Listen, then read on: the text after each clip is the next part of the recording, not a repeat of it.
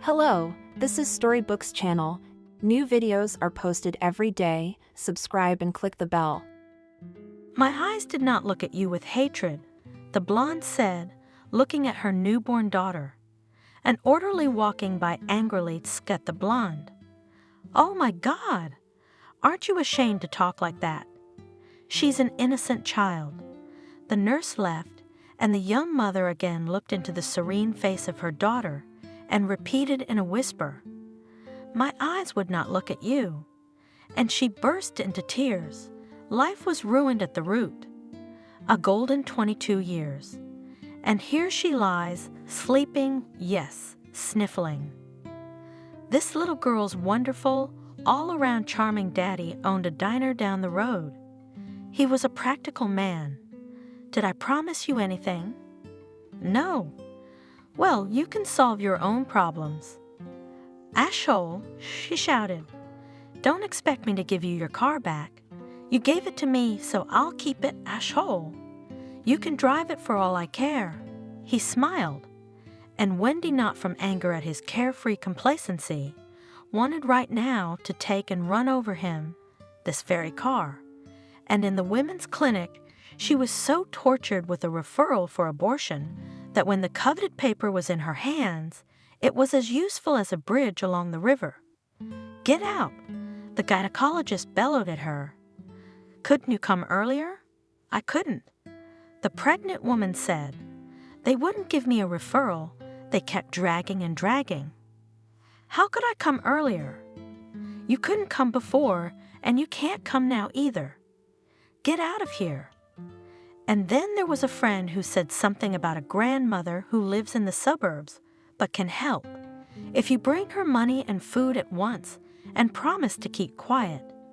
The grandmother lived in a private house somewhere on the outskirts of the suburbs and in general was not distinguished by politeness either. How long has it been? She asked angrily, and having heard the answer, repeated what the gynecologist had already said. What else have you got in mind? What perhaps told you that the grandmother is ancient, to think long ago forgot to think? I've been a gynecologist for 30 years. She's here, and she's flapping her eyes. Do you realize why you're here? It's a full-fledged surgical operation. Where did you go before, you slutty bimbo? We went back to town in silence. Don't be so sad. My friend comforted me. Maybe it will somehow dissolve itself. Yeah, in 3 months. Gloomily replied the girl. Maybe it will not dissolve, but a baby is also not bad. You have to have a baby sometime. They say it rejuvenates the body. Yes, rejuvenates, and cabbage also grows breasts. No tenderness and love for the child she did not feel, and he, as if sensing this, and tormented the future mother, incessant nausea, edema, and low blood pressure. On top of all, pure maiden skin, now covered with pimples, and do not want to look at themselves in the mirror. But if I had to, it ended with a flood of tears and fierce self-loathing. I'm ugly, she repeated in horror, looking at her blurred figure. There is no waist left at all. And what kind of legs have become? Thick as an elephant's. Her ankles are swollen, now they're as big as her knees, and her breasts are as big as a peasant's. Wendy used to be proud of her chiseled, delicate figure. She was glad that she could eat everything she wanted and not gain a single gram of extra weight. And her hair? That used to be so lush long, like a mermaid, but now they split so that I had to cut them off by 20 centimeters. And for some reason it always looks dirty, as it often does. Think of the baby. Everyone around them was yelling. Did Wendy feel like screaming? Yeah, why? Why should I think of this baby? I didn't want it, and I don't want it. I'm only going to have a baby because they wouldn't give me an abortion referral for a long time. And you, like crazy people, think about the baby, think about the baby. Think for yourselves, if you're so smart. With endless tears and worries, Wendy brought the situation to the point that right from the next examination in the consultation, she was taken directly to the maternity hospital for preservation. Her blood pressure was so high that she had to spend a whole day on a bed in intensive care under a drip.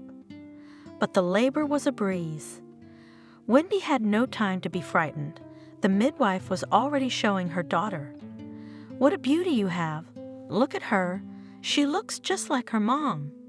But the mother did not want to look, closed her eyes, and even turned her head the other way just in case.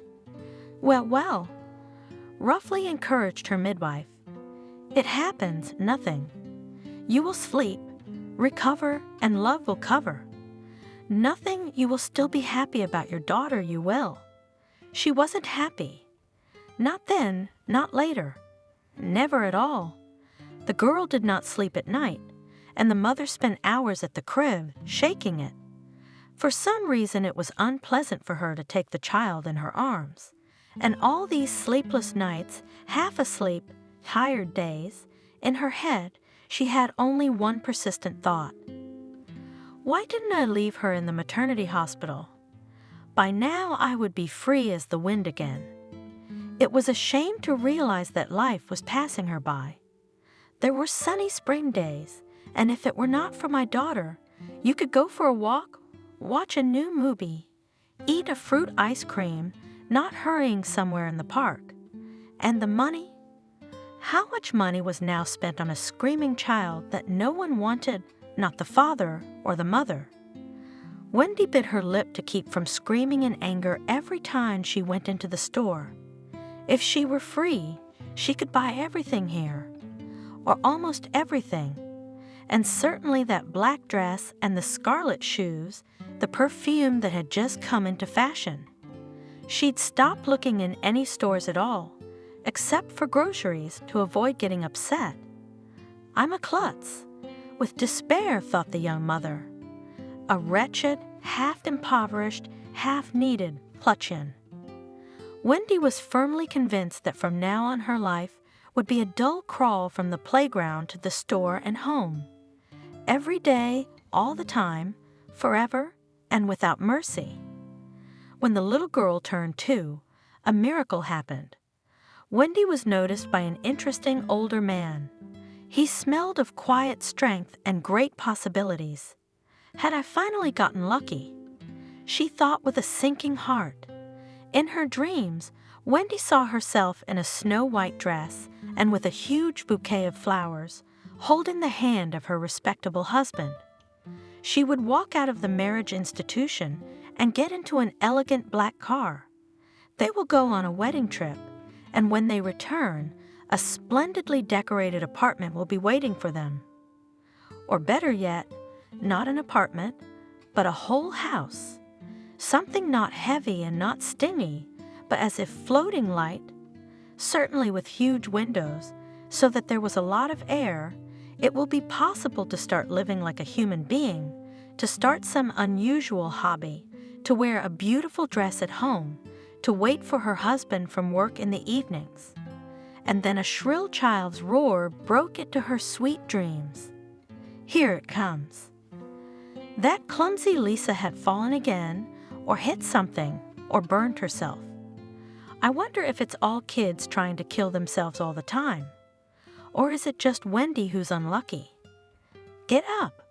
She pulled her crying daughter to her feet. Get up, my misfortune. Let's get dressed. We're going for a walk now. Dressing, by the way, was a separate agony. Lousy girl did not want to stand still and endlessly twirled on the spot. Are you going to stand or not? Wendy shouted, "What are you doing to me, you little brat? Stand still and don't move." The girl froze fearfully in place. Her eyes were round and blue, just like her father's, the fool. Wendy thought, just as round, big, and dull. The memory made the mood even angrier. And Wendy tugged her daughter roughly by the scruff of the neck. "Let's go." No, wait. She tore a piece of paper out of her notebook and scribbled a few words on it. She stuffed the piece of paper into a bag, along with a bun, a bottle of water. "Now let's go move it, you bastard!" She shouted and grabbed the little girl's hand and dragged her behind her. The woods were close by, and it was beautiful. Wendy was glad she wouldn't have to go across town with the baby and spend money on transportation. And she wanted to get it over with as quickly as possible. "Girls, I really like the woods." Squatting down, she watched with curiosity as a ladybug crawling along the blades of grass. Wendy's brain was working feverishly fast. Get it far away, no one will find it, but they'll find the body and then they can get to me. Better leave it here then. Maybe someone will pick it up. I need to rent an apartment in another neighborhood now. Right today. Someplace where nobody knows me and I can rent mine. Faster. I just need it fast. "Lisa," she called out to her daughter, "stay here and wait. I'll be there soon." And she walked away, pretending to go to the nearest bushes, but she moved on to the place where she had left the car. And the farther Wendy walked away from her daughter, the more happiness filled her whole being. Freedom. Could it be that at last she could beg her freedom from fate? Could she really come home right now and throw away all the children's things? Could she really be free? Lisa had no recollection of how she had gotten into the orphanage, and that could even be considered a kind of luck. At least she had never known the homesickness that tormented the other kids. All of them taken away from alcoholic parents or early deprived of mom and dad were homesick. Lisa had comforted them more than once, crying furtively, not opening her heart to anyone, and every time she wiped their tears, hugging them, she thought about how lucky she was after all. Her 2-year-old, her caregivers told her, was found all alone in the woods, with a bag containing a bun, a scraggly stuffed lion cub, and a note. "The girl's name is Lisa. She's healthy, not cranky. Take her away. I can't take care of her." A local forester found the little girl and told later that he found her very close to the edge of the forest.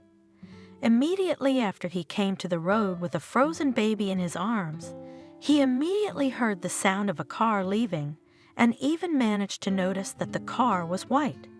But whose car was it? What were the license plates?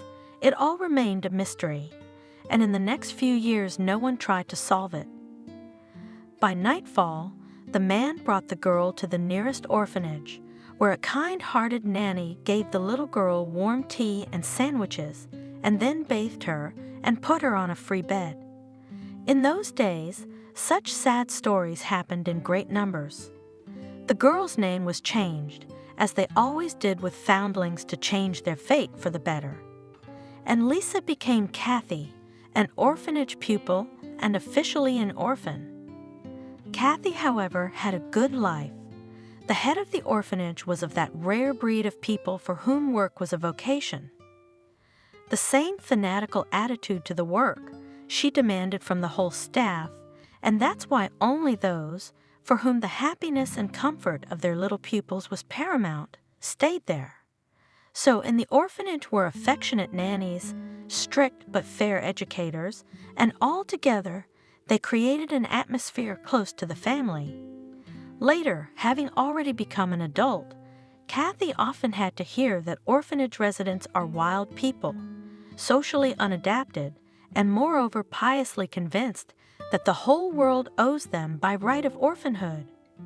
It was said that a graduate of an orphanage can be immediately deduced because he has no idea what it is to keep clean or wash dishes. But it wasn't like that in Kathy's childhood. First of all, this orphanage, or, as the adults preferred to call it, a children's institution, was private. The spouses, who had spent half their lives working in state orphanages, decided in the 90s to open a private orphanage, the first in the region. They had to act at their own risk. Not only that in those years everyone was afraid of racketeers, but there was no support from friends. You want to cash in on a child's grief? This is the mildest of what the couple heard from those whom they used to consider friends. And what's more hurtful, even from relatives, they had to grit their teeth and go forward, supporting each other and learning to grow rhinoceros skin along the way. Otherwise, it was possible to give up all their plans at once, but the racketeers, like their neighbors, friends, and relatives, took to the new project in the state, almost with enthusiasm. It was strictly forbidden to collect tribute from the self-sacrificing founders of the orphanage, but all kinds of support and assistance were encouraged. Of course, in this matter, the racketeering kings pursued their own interests. First of all, charity was a good way to launder money. But the main majority had already managed to realize that soon enough the bandits' freedom would end, and those who were smarter began to transfer assets into legal business, and a businessman who generously donates to charity is traditionally more trustworthy. There was another major difference between the orphanage and the others. Labor education was the norm here. Of course, acquaintances with a fierce envy to the prosperous business immediately arranged it, and on the subject of the use of child labor. But all those who came at the request of the commission left with nothing. All safety rules were observed, and there were no children exhausted from fatigue. The superintendent, everyone's favorite Vanessa, established reasonable orders, statistics on the children in the orphanages. She told everyone who came to apply for a job. Could scare anyone. About 10% managed to make it in life.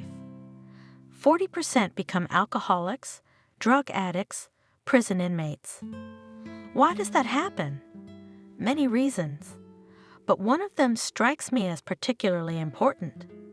In most orphanages, technicians clean, cooks cook, cleaners take care of clothes and shoes. Growing up children in adulthood are helpless. They do not know how to clean the house and do not even understand why they need to clean the house, how to cook dinner. In the end, they do not have even basic ideas about how to plan a budget for the month. To lose money in the first 2 or 3 days, and then to borrow money from acquaintances until the end of the month is the norm for them. That is why our institution has introduced a system of labor education. Children should realize that in adult life, no one will owe them anything. The children learn to keep clean and cook on their own, and older kids earn their first money and learn how to handle it. Someone admired such methods, someone did not accept them, but the headmistress was adamant. We are not raising future dependents, not a contingent for prisons, but full-fledged members of society.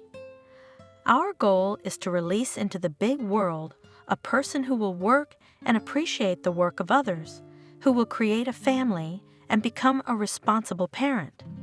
Starting at the age of 7, the children cleaned their rooms every weekend and took turns in the kitchen, helping to wash dishes and cook. Each room was awarded prize points, and at the end of the week, winners could exchange their points for candy, another purchase, or a trip somewhere. High school students were given the opportunity to earn extra money. There was an extensive vegetable garden on the adjoining property. In winter, when there was nothing to do in the vegetable garden, the children were offered to clear snow from the territory or perform some minor repairs under the guidance of a tutor. And although such labor education not always met with great enthusiasm, but still graduates and years later thanked Vanessa for the fact that in the big life they were released not savages. And Kathy was grateful to both her orphanage and Vanessa for the fact that in her independent life she was not confused. A small but own apartment allocated by the state and work almost immediately found. At first Kathy worked as a molder in a dumpling shop, then for some time stood behind the cash register in a supermarket, and a little later she got a job in a veterinary clinic. There the work was quieter. All she had to do was to make appointments for clients and take payment. So she worked for a year, resting from the hustle and bustle, and the need to rotate on all turns. She loved it at the clinic. She even had the idea of studying to be a veterinarian. And perhaps everything was very feasible if it were not for one small but very significant but. Robert showed up at the clinic like the sun. A blonde-haired, 2-meter-tall, Viking-like hero with a red kitty who turned out to be unbelievably small in his huge hands. I beat the dogs off the street. He said worriedly, "Look, is it safe?" Poor little thing was frightened. His voice was enveloping and thick, like warm honey. Kathy couldn't resist and reached out to pet the cat. It was hardly in need of help. It was dozing peacefully, nestled on the chest of its savior. When the girl's hand touched it, the kitty lazily opened its golden eyes. "I'll get the doctor now," said the girl. "You wait a minute." Only one of the 4 doctors was free, and Kathy was very glad that the only one available was a man. The ladies would have flirted with the handsome visitor, and then Kathy did not have time to think. The Viking had already left the office, and his red-haired pet had gone back to sleep. "Is everything all right?" Kathy smiled. "Thank goodness. How much do we owe for the appointment?" Kathy quickly entered all the owner's information into the computer and printed out the pet exam report. While he was paying, the girl was thinking about what else she could talk to this touching giant about. "Robert," she asked, "will you keep the kitty?" He blew affectionately on the cat's ear. "Where will she go now? I'll bring her back in 2 weeks for vaccinations. I should think of a name for her. Maybe you can give me a hint? She's so golden-eyed, red as honey." Kathy smiled. "She probably needs a sweet name, Honey," and bent a beautiful eyebrow at the Viking and immediately laughed at his own joke. "No, it's too long. Halva." "Right. Let's go with Halva. It's so sweet. What's up?" "Let's go home, Halva. Goodbye." He squinted and read the name tag. "Kathy, see you in 2 weeks." Exactly 14 days later, Robert stepped through the door of the veterinary clinic, which was open due to the summer heat. In his arms was a red-haired and golden, calmed and rounded Halva. "Good afternoon." He smiled dazzlingly. Kathy's heart throbbed. In 2 weeks, the impression Robert had made on her had faded. "Why am I so excited?" she asked herself. "So what if he was a good-looking guy? Aren't there enough of them?" And yet she waited for this day. She saved some money and went to a beauty salon to get a manicure, and then the hairdressers persuaded her to get a melamine, and it turned out that it was not in vain. Now the girl's hair seemed almost twice as voluminous and shimmered beautifully in the sun. Kathy even began to color, going to work, although previously considered it unnecessary. And she began to wear her few pieces of jewelry, a simple silver ring and earrings with small transparent stones.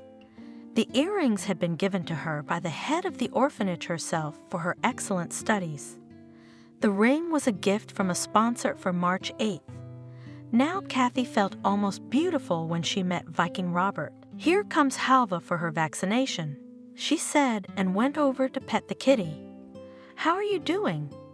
Has the kitty already settled in the house?" In fact, she could have waited for Robert to come closer to the reception desk.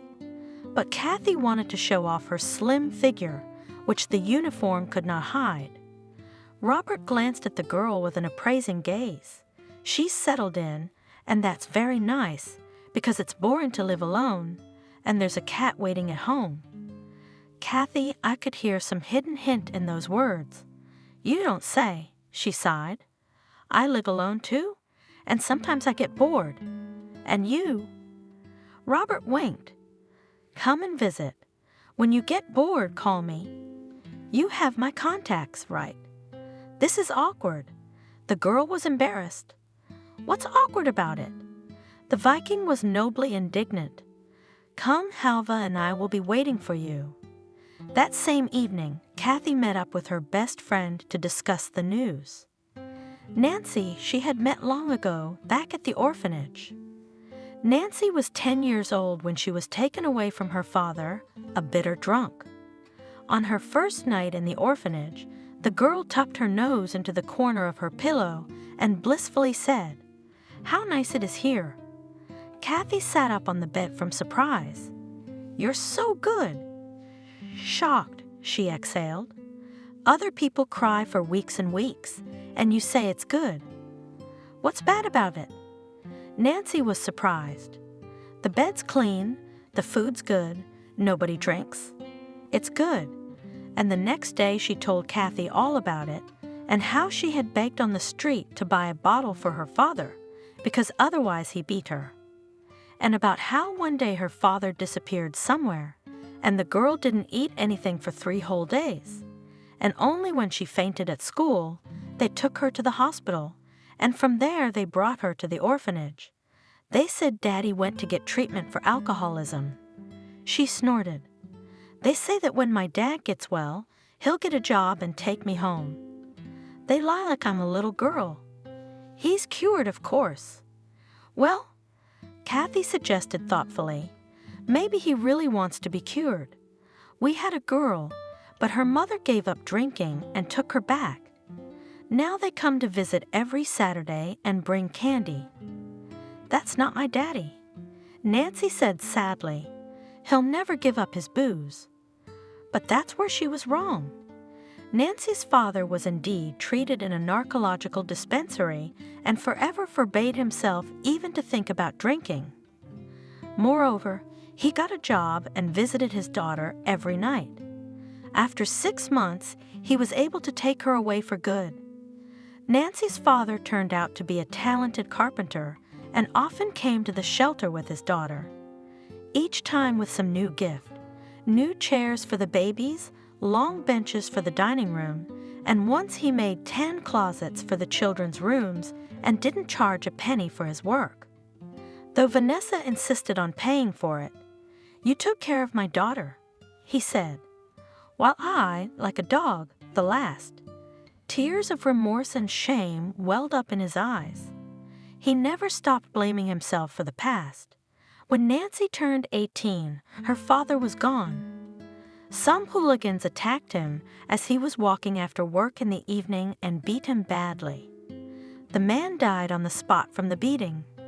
Nancy got her father's apartment, but she had no job, and Vanessa came to the rescue again. She helped Nancy to pass the secretarial courses and took a job with her. But she didn't work for long. "The pay is low. There are no prospects," she said, "and secretaries are required many places. I'll get a job in some firm so that the boss is a man. You know what I mean? I want to live like a man, not work for an idea." Only much later Kathy could guess from the fragmentary stories of her friend that her father, driven by an eternal sense of guilt for his former drunkenness, had spoiled his daughter too much. That's where Nancy got that unpleasant arrogance and ironclad confidence that she deserved the best and preferably for free. She managed to get her dream job after all. The ideal lasted for 3 months, and at the beginning of the 4th month, the boss's wife flew into their office like a furious fury. The boss was just enjoying his morning coffee, and the pretty secretary was sitting on his lap. Nancy was out of work that morning and missing a few other little things. A few strands of hair and 3 broken fingernails. For a month Nancy sat unemployed, nursing her bruises and complaining to Kathy about the injustice of her fate. A job offer from a friend at a veterinary clinic she turned down, but she was lucky again. Her next employer turned out to be a widower, and now it was possible not to fear jealous wives.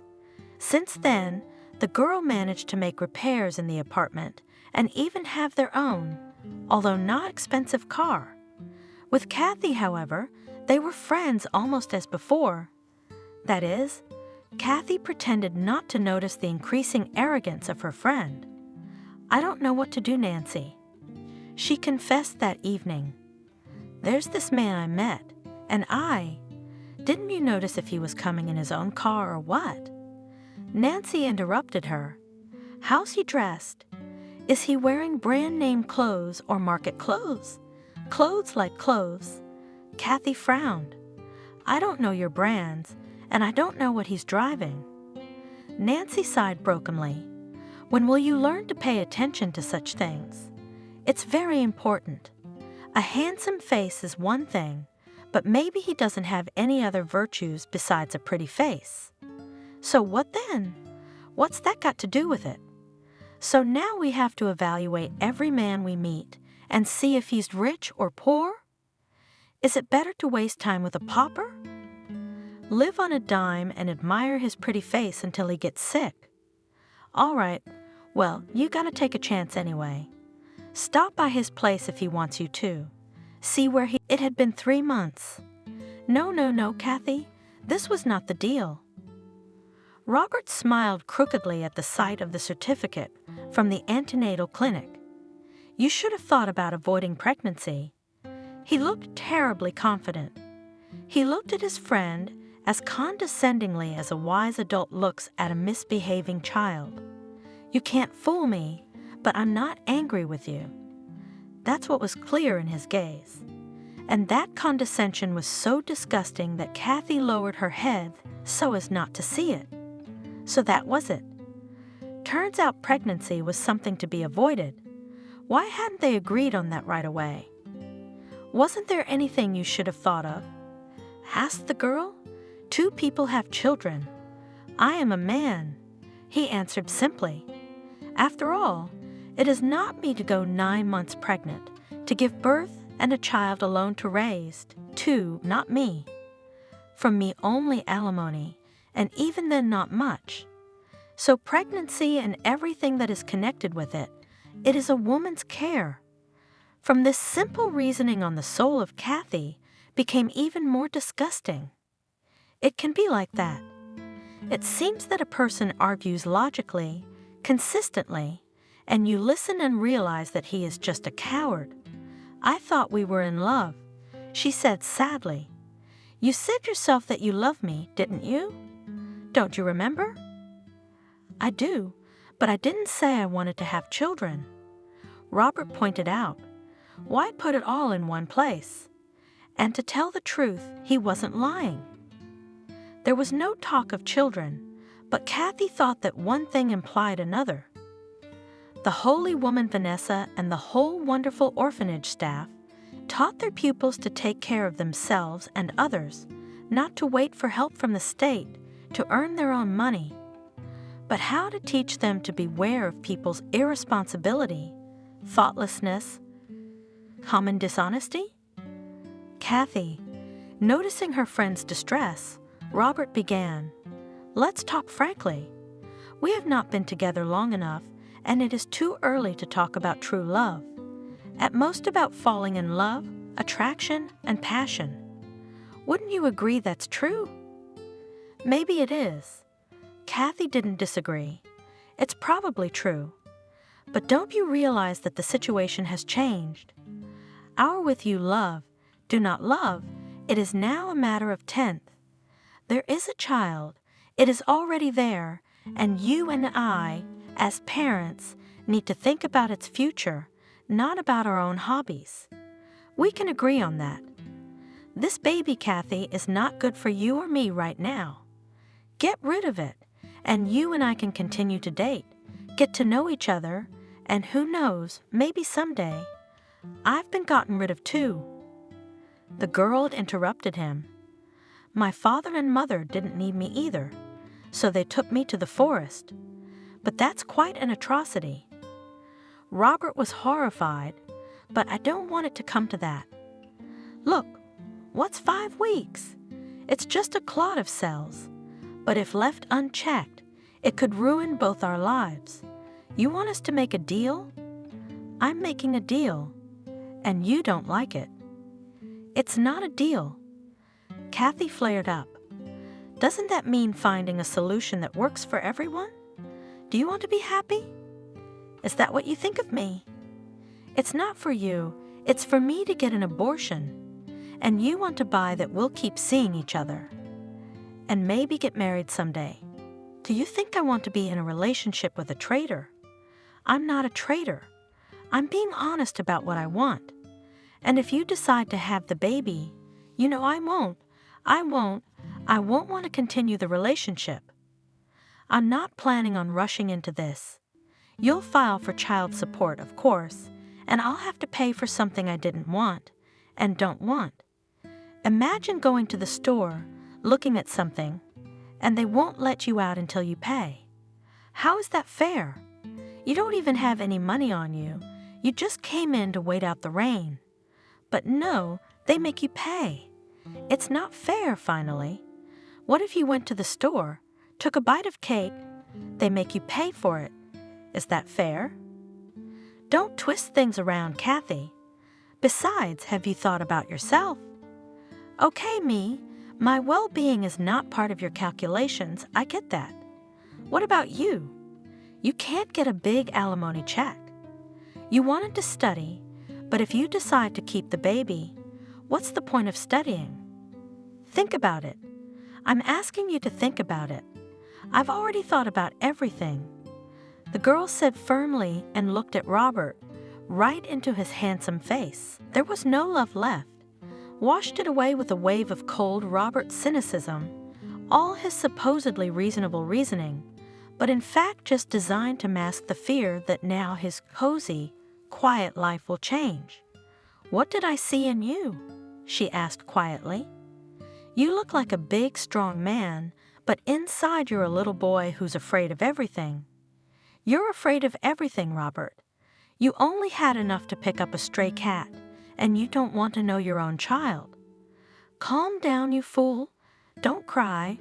We don't need your alimony." She left without even slamming the door behind her. Robert rubbed his forehead and smiled. A stone had fallen from his soul. He was truly grateful to Kathy for her pride, the kind that if she said she didn't need alimony, she wouldn't ask for it. Oh, and he'd already started thinking of ways to get a smaller amount out of his income.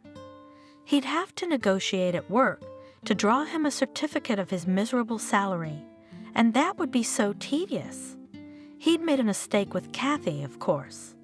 He thought that since she worked in a famous clinic, she probably had a good salary and a nice apartment, but the main bummer was that when he was making inquiries about the clinic, he found pictures of its owner, Wendy, on the internet. And when he saw Kathy, he nearly collapsed on the floor. The young receptionist looked uncannily like Wendy. Robert was sure that Kathy was the daughter of the clinic owner. Probably the mother had decided to let her favorite daughter work under supervision. Why, the work is not dusty, and on a salary, who would hurt his child? And in the long run, the girl, the owner of the clinic. No, it's definitely a good fit. Who knew she was a former foster kid? And her salary is meager, and her apartment is a studio apartment that hasn't been renovated in 100 years. Though Kathy tries somehow to improve her poor dwelling, to plaster here and there, to paste tiles here, as they say, poor but clean. I put up new wallpaper, but you can't hide poverty. It climbs out of every crevice, annoying, insolent, but that's for those who know how to look. In short, it's good that Kathy got rid of her without too much trouble. He doesn't need a pregnant orphan. And Kathy wanted to talk to someone to try to find a way out of all this hopelessness. Nancy, on learning of her friend's pregnancy, was almost hysterical. "How can you be so naive?" She screamed. They all sing songs about love as long as they want their own. As soon as they get their tails pinched, they say, "No, no, no, no. I don't owe you anything. I didn't promise you anything." And your eyes are as flat as a plonk, like carrots. Kathy grinned. Or like a cat's, big and round, round. "Oh, Kathy, My friend shook her head sadly. You should have consulted me. Men, what are they like? Well, like stray dogs. They should be accustomed to themselves slowly, gradually, without pressure, and you immediately boom, a shoe on the head. All right, let's think about how to cope. And how I'll give birth. Raise them. Give birth? In syllables, interrogated Nancy. You, Kathy, do you realize what you're saying? What are you talking about? All right, don't dust. I know a good clinic. It's confidential, safe.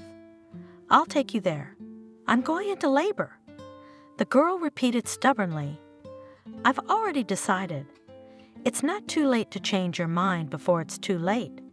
But you understand, I don't even know, a kitten, and then you think 100 times.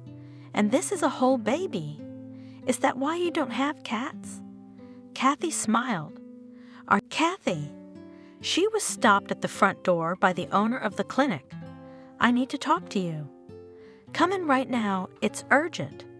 Actually, the owner's appearance at the clinic was an unusual event in itself. Wendy rarely came here, preferring to conduct her business from home. Thank goodness modern communications allowed for that. Plus, she often left the receptionist in her place and went to warm countries with her daughter. Our winters are too long, she'd say. We need a break from it somehow. In the owner's absence, her ex-husband, Benjamin, was in charge. It was said that he had once been a rich man, and it was in those carefree times that he had married the beautiful Wendy, who was a couple of decades younger than he was. He was flattered that his young wife, only 20 years old against his 40, was the winner of the City Beauty contest. He had organized her winning the contest himself as a wedding present. To keep Wendy busy, he bought a dyeing business from a friend on the cheap and gave it to his wife. Wendy, on the other hand, started reluctantly, but then suddenly got involved. She really wanted her veterinary clinic to become the best in town, and she achieved this by using her husband's money and listening to his advice. But then dark times came for Benjamin. His own business, his business went under, taking his half-brother as his manager. Benjamin, after a few months, found he'd been ripped off. Wendy, with a newborn daughter, was instantly taken over by his brother. The bankrupt businessman decided that enough of his dangerous games and went to work in an ordinary carpentry shop. He had less money, but his son became healthy. Wendy did not long enjoy marital happiness with her second husband. The money was wasted, and the careless owner went to jail for burglary. Confused and unhappy Wendy tried to return to Benjamin, but he refused to accept her. But he did not refuse to help her if she needed to look after the affairs of the veterinary clinic. Why would he do that? Out of Christian charity, out of pity for his hapless ex, or out of concern for his daughter, no one knew. But today Wendy, personally present at the clinic, and moreover, talked to the usual receptionist. It was doubly unusual. Up to this point, she had only gone as far as talking to the doctors. In the office, there was already a tea table set with sweets. Help yourself, invited the proprietress. Thank you, Wendy. I just had breakfast. Did you say it was urgent? Yes, indeed I did. She smiled so insincerely that Kathy didn't immediately realize she wasn't going to hear anything good. You grew up in an orphanage, didn't you? Wendy asked. In an orphanage. I always seem to, said the warden thoughtfully. That orphanage kids are so unstable, and I see you know what's what in this life. Our orphanage was special. Kathy smiled. We were taught to cook, to clean, and even to earn money. Vanessa, this is our supervisor. Vanessa? Wendy asked. I know. We were in the same school, even in the same class. She was always so helpful, kind. I remember all the stray dogs knew her because she fed them. True, after school we did not communicate with her, but I heard about the shelter. Sometimes I wish I'd given her my queen. Who? Yes, my daughter Emily. The woman sighed. You know, in a trusting tone of voice, she said. She's already 17, and she still can't cut her own bread. She seems to know where the money comes from, but how it's earned, she wrote today. Mom, I'm going shopping with my girlfriends today. Put 10 to 15,000 on my card. This money is like a dime to her. What kind of world does she live in? The real world or some fairy tale about the golden antelope? Wendy stopped talking and angrily blew a strand of hair out of her face. So I decided to follow your Vanessa's example. I'm going to teach her to work. Do you think that's a good idea? Kathy looked at her boss in confusion. Why would she want to consult with a receptionist? Labor education is good for everyone. So it's a great idea. I think so too. Wendy was delighted. I've decided to take the fool to work. Let her start her working career under my supervision. She can start by sitting at the front desk. You teach her everything, okay? And once she's learned everything, I'll hire her full-time. And by then, you'll have enough time to find something else to do. Stop! Unexpectedly, I interrupted my boss, Kathy. Do you want me to leave? Well, yes. Wendy shrugged. My Emily has to work somewhere to keep you too. What's the point? I want Emily to learn to earn her own allowance. And if she works part-time, what will she earn, Tears? So we have a deal, Kathy. Will you teach Emily? Well, how could I not? The girl smiled. Of course I will, and I'll teach her, and I'll quit, so that only your idle girl will do something. Don't get your hopes up, Wendy. I won't do it. Don't be rude to me. You're still working for me, don't forget. Not anymore. That's for me to decide, not you. How dare you talk to me like that? How dare you talk to people like that? You have to work 2 more weeks. The boss yelled at me. And where did all her charm and allure go? Smooth and well-groomed face, created for smiles and successful photos, suddenly became somehow frozen like a mask. And only her lips curved ugly, and her eyes burned with the wild anger of a landlady whom she had suddenly disobeyed, a serf. You are bound by the law. Do you even know that there is such a thing as labor law? Kathy suddenly realized why Wendy's face looked so frightening. She couldn't even frown because of the Botox injections. And that lack of facial expression, combined with the angry look and the shrill voice, was the scariest thing of all. The labor code. You ever heard of it? Have you heard anything about hiring and firing procedures? Have you ever signed an employment contract with me? No. I work unofficially so you, Wendy, can pay less tax. So don't scare me. It's pointless. I don't owe you anything. And I'm leaving immediately. Good luck adjusting your Emily to the real world. I have connections. Wendy hissed back at her. It's not hard to make a contract and forge your signature. Go ahead. Kathy agreed almost cheerfully. And I have the number of the tax office. I can tell a lot of interesting things. But despite the apparent victory from the clinic, Kathy went out almost in despair. Was the whole world conspiring against her? Everyone had turned their backs, everyone. Her lover, her friend, and now no job. Where was she supposed to go now? Jesus Christ, what to do now? Go home. I told Kathy to go home. What do we do? We'll figure that out later. Right now, go home, make some tea and think about it. But home was only slightly easier. It was uncomfortable to sit alone in 4 walls. I wanted to talk to someone, not to complain, but just to be near someone alive, a human voice to hear. The girl suddenly wanted to visit her shelter. Probably, just as an adult in a difficult situation, and for the first time in all this time, Kathy suddenly felt her heavy, painful tension let go. The fear of the future. She can handle it. The world is not without good people. And the proof of that was sitting across from her. "Thank you, Vanessa," she smiled, and suddenly she felt bitter tears flowing down her cheeks. "Don't cry," the woman said sternly and immediately stroked the head of her pupil. "That's what we are, people to help each other, and otherwise how to live. I'm just a little ashamed." Kathy confessed. "I just came to stay here, to remember my childhood, but it was like asking for help." Vanessa nodded and smiled. "And you're ashamed of that. Remember something, girl, something I read somewhere, and it's always stuck in my memory. Asking for help doesn't mean you're weak. It means you're not alone in the world." "That's it, Kathy. That's it. And here's the other thing.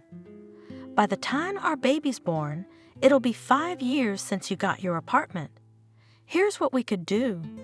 You could move in with us, live in a shelter, and rent out your apartment. You'll get an allowance, and you'll work, so you'll make a reasonable amount of money. And then you'll study, and you won't need to be wise. You'll earn a normal income." Kathy smiled through her tears, nodded, and thanked. Vanessa was the only person who supported her in such a difficult moment. It would seem so, but who am I to her? How many Kathys does she have? Well, that's the kind of person Vanessa is. She wouldn't leave you in the lurch. I got her to scrub floors too, Vanessa. I talked to a sponsor. He needs a cleaner in his office. Evening hours. Would you do it? It's not paying $1 million, but a little extra money wouldn't hurt. Right? You'll have a salary. The office is small. You can do everything in 40 minutes. You'll come after the end of the working day. That is at 7. What do you say? "Thank you, I say, Vanessa," replied Kathy. "I'm all for it. How far is the office?" "Just a stone's throw away. And by the way, you can start today. Payment is once a week on your card on Mondays." Kathy was almost happy. Now she wasn't so scared of the future. At the shelter, she worked as a cook 2 days and 2 days out with another girl. And now another part-time job that wasn't hard. Of course, it's infinitely far from her dream job, she repeated to herself, but in our position, there's no point in getting cocky. We have some money, and that's fine. And then the baby would be born, and there would be more and allowances, and money from renting an apartment, and maybe we could even study. She wanted badly to share her joy with someone, but at least with Nancy, though she wouldn't appreciate it. But Nancy was away at some resort with her chief lover and was unavailable for communication. After a couple of months, the friends did get to see each other, but Kathy quickly realized that sharing good news with Nancy was a really bad idea. Scrubbing floors is for beggars. Nancy snorted. "I'm sorry, Kathy, but if you're down to it, you know it's just a dump. You're all ready." She glanced disapprovingly at her friend's washed-out t-shirt and skirt, which had obviously been chosen only for its elasticized waistband, but had no other merit. "You're already one step away from the bottom," she finished confidently. "For example, look at what you're wearing. It's a disgrace, not clothes. Do not sew normal clothes for pregnant women. I'm dressed like this because I'm coming from work, and my job is mopping floors. It's stupid to show up in a dressy outfit and mop." "Well, let's say." Nancy agreed, "but what you're wearing is old and faded, and your hair is all gone." She lifted a strand of her friend's hair with 2 fingers. Kathy immediately pulled back. She'd never liked that kind of unceremonious touching. "You've got all the roots growing out. It's so unkempt. You look like a beggar." "And I am a beggar now." Kathy wasn't offended at all. "If I was kicked out of my job, it means you didn't work hard enough. You should have worked harder. No, it means that my boss's daughter has to start somewhere. So now she works as a receptionist in a clinic, and I can write my own letter of resignation and be on my way. But I left without a letter of resignation. No one officially hired me, so there's no one to fire. Isn't there any registrars needed anywhere else? Like this?" And Kathy pointed to her eloquently rounded belly. "You wouldn't believe it, they don't. Who needs an employee who's about to go on maternity leave? And to us washerwomen, somehow easier to treat. No registration, no maternity pay. You come in, you clean up, you get paid. Money." Nancy gave me a scornful look. "You call that money? You don't need much. I wouldn't lift a finger for that little thing. I have no choice."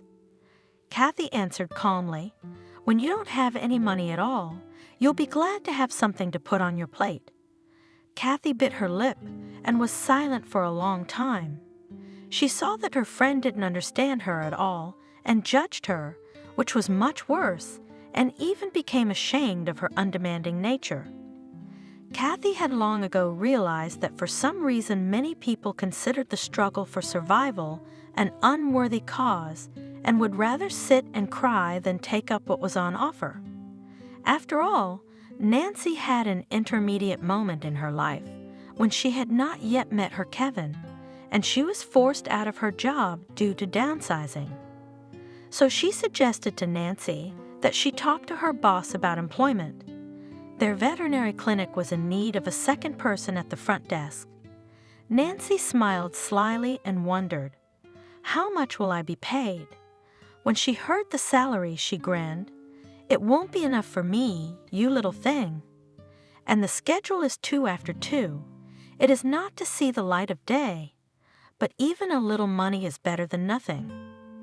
Objected Kathy, somewhat hurt by the neglect of her friend. "I will not work for such wages." Slowly emphasizing the intonation of the words, repeated Nancy, "Did I say something I didn't understand?" Even then Kathy thought that their intimate friendship seemed to be coming to an end. Nancy, willingly or unwillingly, had just humiliated her. She had made it clear that Kathy was content with a pittance that she, Nancy, would not look at, even though she herself was now sitting without any money at all. Her words left an unpleasant residue, especially since it was clear that if Nancy had said it without thinking, she would have apologized. So she had just said what she wanted to say. And now she has re-emphasized that Kathy is happy with petty cash. "I don't get it. Why are you so eager to humiliate me?" she asked bluntly. "Is this how you elevate yourself in your own eyes? You wouldn't work for a small salary. Fine, but it's your decision. You sit around and wait for a bigger one to be offered, but I choose to go and earn something so I don't starve to death waiting for better times. I'm not humiliating you." Nancy was confused. "I'm just saying that, well, I wouldn't work there. And I'm not allowed to express my opinion. I'd have got over it if you hadn't." Kathy replied bitterly, "And I'd have been much happier if you'd been supportive." She returned home that evening with a heavy heart. That was all. No, she has more of a friend, Nancy, because, yeah, is that how real friends act? I mean, what's the big deal? That friendship is long gone, and Kathy knew it all along, but she only realized it today. And when she did, she suddenly felt a tremendous sense of relief, as if a heavy weight had been lifted. Kathy was lucky. The pregnancy was easy. No toxicosis, no distractions, no swelling. Even on the contrary, the future mother felt a surge of strength and energy, which allowed her to work almost without fatigue and even carve out time to prepare for exams. She still had hopes of studying to be a veterinarian. Vanessa encouraged and supported her in every possible way. Good for you for not giving up. Now you have a child to raise, and the profession, and such a demanded, You will be useful in any case. After all, animals, like people, will always need medical help. Even if in the city all stop having pets, you just get together and go to the village to work. Cows and goats also need doctors. So prepare properly and remember, you are doing this not only for yourself, but also for your baby. You're like my mom, Kathy said affectionately, and Vanessa smiled at her. How could it be any other way? You're my mom, all of you. All of you who have been brought up here are like children. You raise everyone, you lead everyone. It's probably hard to understand, even if you don't encounter it. I think I do, said Kathy. After all, but many of us at least, and parents have never known their parents. We only had an orphanage, a tutor, and you. And if someone looks at you as a mother, you become one. The headmistress didn't answer her anything, only stroked her head habitually. But Kathy had no time to notice the tears glistening in the woman's eyes. In the evening, she still ran around scrubbing the office floor. And although Kathy had never seen the owner, she received money on her card every Monday, and often with a larger amount, and such transfers were accompanied by a short note. Bonus. In general, cleaning this office was not a difficult job. It was only necessary to wipe the dust and wash the floors. Nothing in the chief's office needed to be cleaned. That's just the way he is. Vanessa explained. He doesn't like his things to be touched. He cleans his own. Well, that's the kind of thing a man has. Well, that's fine with him. It's less work for you. By the way, I told him you'd be out of work in a couple months. But what's his name, by the way? Kathy asked. I haven't seen him. I don't even know his name. His name is James, the superintendent replied. Well, he told me that he would wait for you for 3 months after the birth. If you want to keep working, you can come back. Did you ask him to do that? Kathy smiled. No way. The woman resented him. It's just that he's very happy with your work, so he's willing to support you. Do you think it's so easy to find a good employee? Oh, Kathy, there's always a shortage. Kathy decided to take this explanation for granted and didn't ask any more questions. And yes, Vanessa suddenly remembered. I almost forgot. He was away on business yesterday and will be back tomorrow. He asked me to clean his office during these 2 days, but for God's sake, don't move anything in there. I don't care if the whole desk is full of papers and chairs are lying around. Anyway, your job is to wipe the dust and mop the floors and nothing else.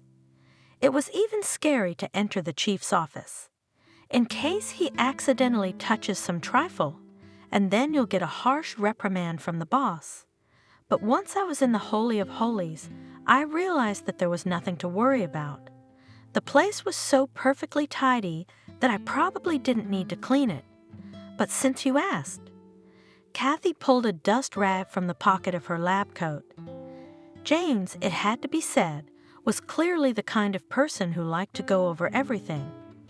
For example, when hiring a new cleaner, he always asked about her clothing size so that he could buy the appropriate work coat and all the rags, cleaning gloves, detergents, brooms. All of this he kept on top of, and in time to purchase what was needed.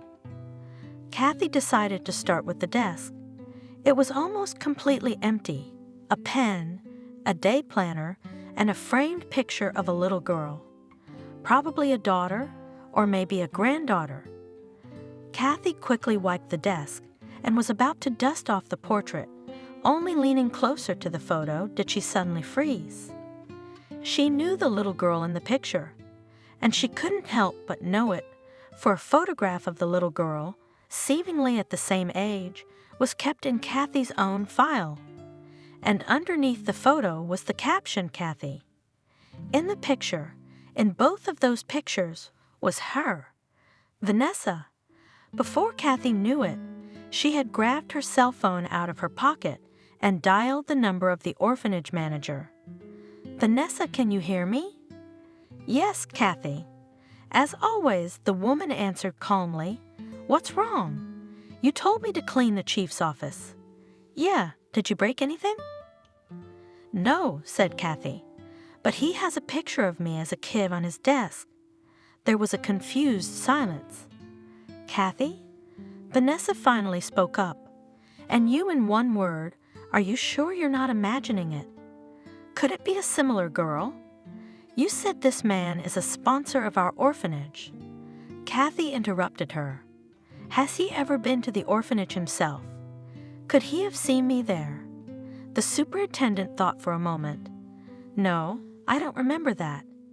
He always sent couriers, but he never visited the orphanage. I wanted to invite him to the Christmas party once, but he replied strangely that it was hard for him to see the children. I thought he must have had some terrible tragedy in his life." "Kathy, why are we guessing at the end of the day? Let me call him right now and find out." Kathy looked at the pictures of herself as a child again, and forgetting that the superintendent couldn't see her, shook her head. "No, I guess I shouldn't. I mean, just don't. He'll be back tomorrow. I'll come to work early and talk to him." "Okay," Vanessa agreed. "Here's the thing, Kathy. I'll just go with you, just to be on the safe side." Jane sat at the desk and looked at the picture of Kathy in the file, or at the framed photo. Vanessa and Kathy sat silently across from him. Finally, he sighed and covered his face with his hands. "This is impossible," he said in a strangled voice. "It's completely impossible." "Kathy." "Oh my God, how could it be? Didn't Wendy say you drowned?" "Wendy?" Vanessa asked. "Who's that?" "My daughter's mother." The man said angrily. "If you can even call that bastard a mother. We were dating, even though I knew I didn't mean it. Wendy wanted a richer man, and I was just a lowlife. Anyway, she quickly realized that I wasn't worth much, and things were coming to an end. I was initially very attracted to her, and then I realized that no, the girl to other people's money greedy. I gave her a white car, as I remember now, and it was a medium-sized car.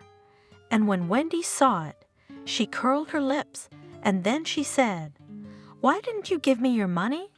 Oh, unite? That's when it all became clear to me. I wasn't worried that such a beautiful girl would leave me. But then she comes running one day and immediately screams that she's pregnant. The terms are missed, and the child is mine." "Yeah," James shrugged. "I didn't believe her, honestly. I thought she just wanted it. I don't know. Trying to get me to spend money again. Anyway, I sent her away. I thought I'd forget about it, and forgot about it for a while. Didn't think about it for 2 years. I was in the Czech Republic on business. That's how the business for 2 years and dragged me down but never mind. And then I felt that no, I can't do that. My heart's not in the right place. I called her, and there were strangers on the phone. I went to her house and found out something. Allegedly, she gave birth to a baby girl, but then she rented out her apartment and lived in another neighborhood, in a rich neighborhood. And she had a man who seemed to be so respectable, but it's not hard to find out about the man. I still had some connections in town. The guy was really well paid and older than Wendy, a lot older. What do I care? I wanted to see my daughter. Once I caught up with my beautiful ex, I wanted to talk to her, and she tells me that my daughter went to the village to her grandmother and drowned in the river. She says, and she herself is crying. Then she took this picture out of her purse and gave it to me. Kathy was found in the woods. The shelter manager said with a sigh.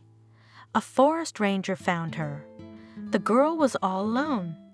She had a note with her saying her name was Lisa, that she was healthy and that she couldn't be cared for. Wendy, gritting his teeth, James.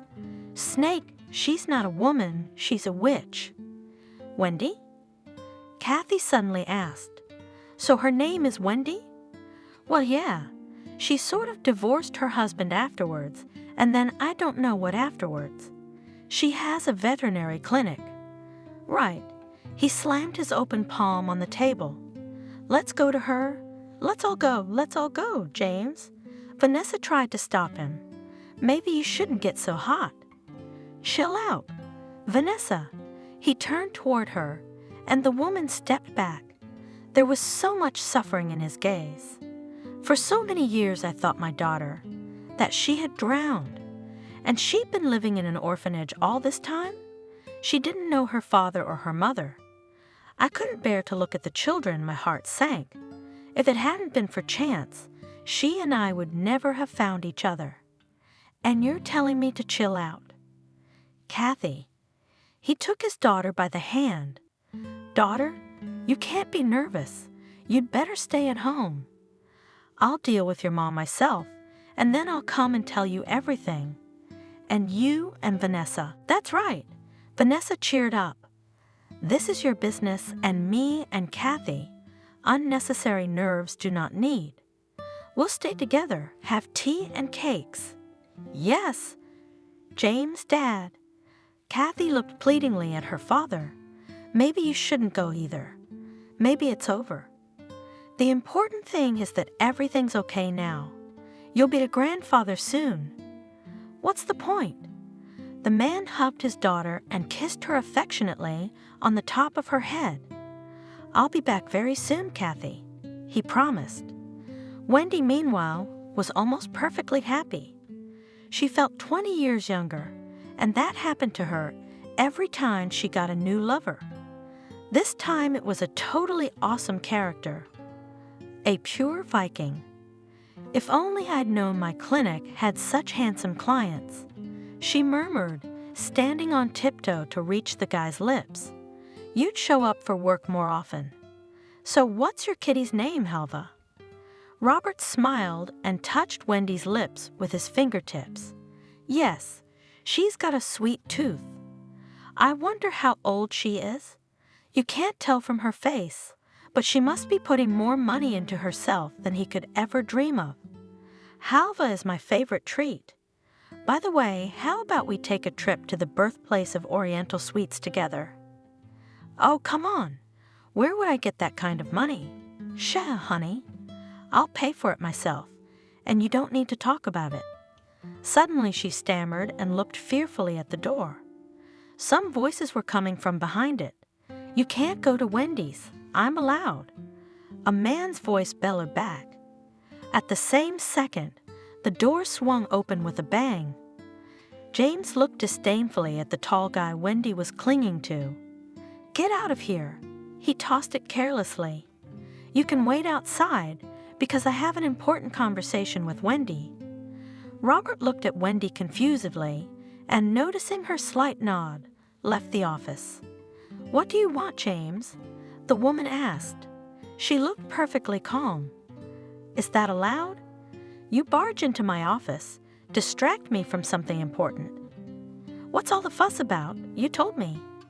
He started, looking her straight in the eye. You told me our daughter was dead. That she drowned. She was. Wendy agreed. And you came just to remind me of that misfortune.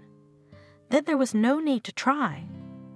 I've never forgotten the fact that, that you, a witch, left a 2-year-old girl alone in the woods, and you didn't care if she died or lived. That she was found by a forest ranger is unheard of. You filthy, disgusting monster. You could never forget that. Tell me, why did you do it? Why didn't you put her in an orphanage when she was such a nuisance to you? Why did you leave her to her fate? Wendy still remained impenetrable. She pulled out a long, thin cigarette and took her time smoking it. Because, she answered calmly, that then there would have been some tails left, and I had to be clean before my fiancé. I have no idea what he would do if he found out I had a child. Maybe he would have chased me away, maybe not, but I couldn't take any chances. If I hadn't gotten married, where would I be now? I'd be living in some rundown house with leaky faucets. No money and no hope. Was I supposed to choose poverty? That's why I sent my child to her death. But she survived. Indifferently, Wendy shrugged, and I never loved her anyway. She was ruining my life. What did I see with her but squeals and snot? I should have left her at the hospital right away, but for some reason I didn't realize it at the time, and then I regretted it every minute. And when I had a chance to make my life better, I had to turn it down. I wonder how many years you'll spend in prison, where you'll no doubt belong. How much will they give you if your dirty black secret gets out? Just think about it. A little girl, defenseless, alone in a dark forest, abandoned there by her own mother. What kind of punishment do you think a woman like that deserves? And what are the headlines everywhere? The owner of a thriving veterinary clinic tried to kill her own child in cold blood. Who would show up here after that? Who would trust a clinic run by a baby killer with their hamster? Get out of town, Wendy. Close that lousy office, take your mail and go far away, and don't come back here. You come into this town and you know what's waiting for you. And without another word, he turned abruptly and left the office. Robert immediately appeared in the doorway. Well, what interesting news. I just found out, he said, looking meaningfully at the woman. And I wonder what I'll do with them. Several months passed. Wendy sat on the sand and looked at the sea waves. Now all she had to do was sit there and watch. Robert, her sweet Viking, had turned out to be a notorious extortionist. He overheard a conversation under the door and then started demanding money for his silence. The sums got bigger and bigger, and then the moment came when there was nothing left to pay. Robert, quite contented and rich, immediately left in an unknown direction, and Wendy was left in her only dress and penniless. Now she came to the beach every day and just sat on the shore waiting for darkness. People left, but after them in the trash cans, there was a mountain of leftovers. When Wendy first dared to stick her hand in the pile of garbage, a well-fed rat jumped out of the container with a wild squeal. Wendy bounced away, but the rat rushed past. Going near the trash was scary. What if there were more of the less timid, rat-like kin sitting there? But I was hungry, unbearably hungry. And then Wendy noticed that at the top of the trash heap, there was a piece of bread tortilla that had not been eaten. Armed with a twig, she picked it up and pulled it to the ground. That night, Wendy fell asleep feeling satiated. And that feeling of satisfied hunger was so wonderful that she was no longer intimidated by the trash rats. Being able to get some food was far more important. But cold weather was ahead, and the woman knew that with the closing of the beach season, she would have to beg for a night shelter. There was still a way to get in. They said they didn't take everyone, favoring proven tenants who were absolutely certain not to cause trouble. Wendy filled her palms with seawater and tried to wash her face and iron her hair. She had to make a good impression on the administration of the lodge. It wouldn't be easy, of course, but she would try hard. The homeless shelter was in a good location. It was in an industrial zone, so gassy that it seemed as if you were not inhaling the air here, but eating it, swallowing piece after piece with difficulty. But, of course, in general, all these night shelters, they are in the Department of Social Services, and social services in all countries of the world hate to spend money. They're so pro-waste. Wendy, looking around, walked quickly toward the long line of sloppily dressed people apparently being admitted to the night shelter there. She quietly stood at the tail of the line and tried to listen to the quiet conversations. Maybe she could find out how to behave so that they would definitely take her in. "Hey, what are you doing here?" Wendy shuddered with surprise when she heard a familiar voice. "I'm talking to you, Auntie." And at the same second, someone's clinging hand clawed at the woman's dress. Did everyone see that? I've only gone around the corner, and she's already here. Insolent woman, let me go, Ashole. Wendy was spinning around, hoping to get out of someone else's tight grip. "Let go," I said. She dodged and bit her tormentor's hand. She bit me. Are you drunk or something? You're throwing yourself at people. Wendy, breathing hard, brushed her hair out of her face. You could have politely told me I was taking your place. She looked up into the tall man's face. Robert? Yes, it was Robert. Ragged and dirty and smelled worse than a dumpster. See how we met. Crooked, he grinned.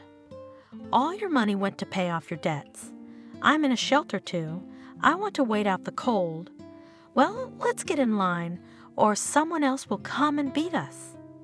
They got in line one after another, and now they could only hope that they would be able to get into the shelter and find some kind of a roof over their heads, even if only for a short time.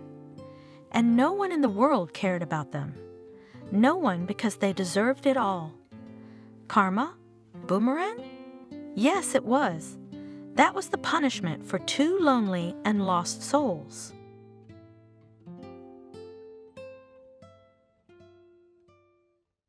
Subscribe and click the bell. Kathy was born and raised in a rural family. Her mother worked on the farm all her life. Her father worked as a driver. Kathy and her sister Christina rustled around the house from a small age, cleaning, cooking, tending to the livestock. Parents didn't have time. They earned money. They came home tired in the evening, and their daughters looked after them.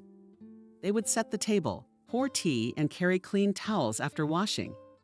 It was the order of the day then. Kathy dreamed of being a teacher from childhood. Perhaps her first teacher played a big part in that.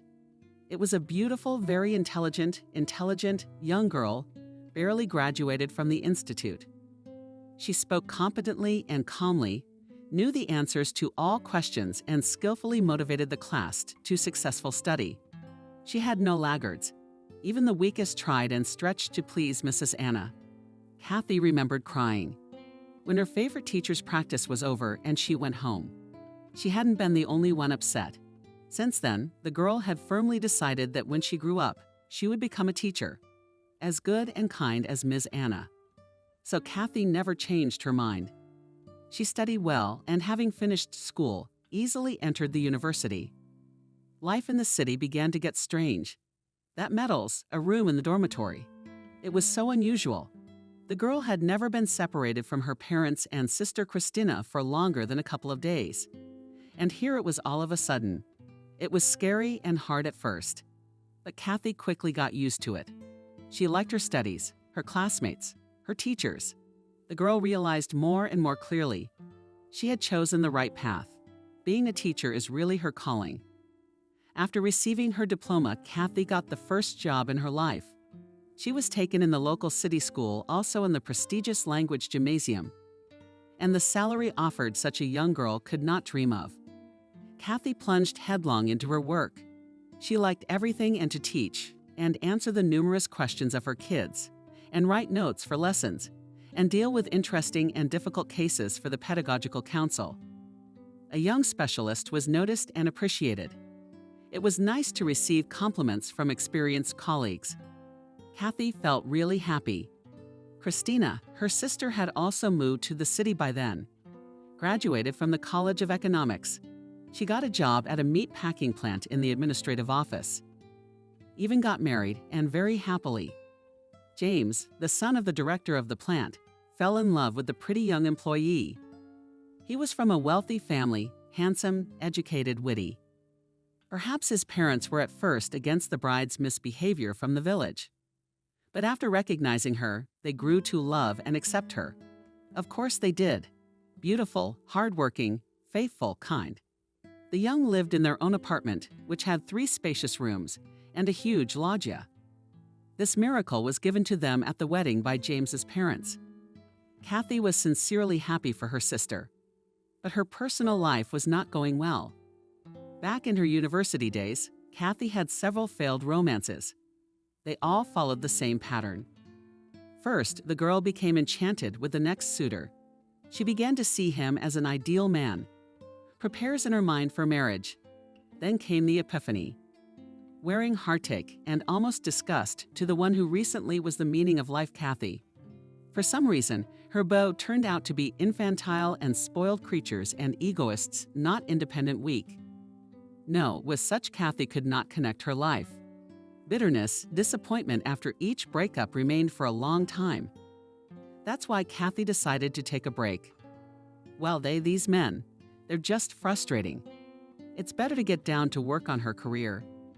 And then, one day in the life of a young teacher appeared he, Andrew, a modest, even a little stiff and short guy with blue eyes and a nice smile. For the first time, they sought each other in the school gym. On the eve of September 1, Andrew was leading a team of craftsmen who were hurriedly finishing the school renovation. The young men met their eyes. Kathy immediately realized that this man hooked her something. She couldn't quite put her finger on it. He was not so handsome, quiet, and unremarkable. And he flared to the roots of his hair at the sight of Kathy and turned away, embarrassed. It looked very sweet and touching. Kathy realized that he liked him too, at first sight. Then Kathy met Andrew every day, and he invariably hid his eyes from her. But the girl began to notice that the guy secretly looks at her when he thinks that she does not see it. And it was very pleasant and exciting. And one day, Andrew suddenly gathered courage. It was already on the eve of the handover. One last chance to get to know each other. Job done. Andrew has nothing more to do at the school, so he'd never see Kathy again. So the boy decided to take a desperate and difficult step. Andrew spoke quietly and just no florid phrases, but his speech was so sincere, so touching. Kathy, of course, melted and agreed to go out with the guy. Andrew did not even realize that she had been waiting for this invitation for a long time and was beginning to worry that she would never get it. And what to do then? She wasn't going to hang herself around his neck. Andrew invited Kathy to the movies. The girl was not worried before the first date. She could see that she really liked Andrew. She felt warmth coming from him and therefore was sure that their meeting would go as it should. If only Andrew would relax a little. He's very shy. After that first date, Kathy realized that Andrew was completely her person. They were so good, so easy together. Both told each other about their lives and destinies. Andrew was raised by his grandmother. His parents died when the boy was only 6 years old. So there he was left with his paternal grandmother, who was already a very old woman. She was an old school lady and believed that children should be brought up in strictness, especially boys. So Andrew's childhood could not be called happy, warm, and carefree. No, the boy didn't complain. He just told me how he grew up and grew up. This is Kathy, sensitive and attentive Kathy. She drew her own conclusions. She felt sorry for this wonderful boy. She wanted to hug him, kiss him, to give him some warmth and care. I mean, that's all he needed. When Andrew was a kid, he went into the army after school. Then he came back, trained as a welder, but he didn't get a job in his profession. But he became a foreman. Repair crews are also bread and butter. Still, the boy never gave up hope of becoming a welder. And the wages are better there. And he'd studied so much for a reason. Andrew lived in a rented apartment, just like Kathy, when he was just a kid. Clever relatives had sold the parents' house, the boy's orphanage. There was no end in sight. So the boy had to start from scratch. But he was not discouraged and did not complain about life, although fate treated him rather unfairly. Andrew was very kind and caring, unlike Kathy's previous beau. He always wondered if she was hungry, and on chilly evenings he threw his jacket over her shoulders to keep her warm with Andrew. The girl felt loved and desired.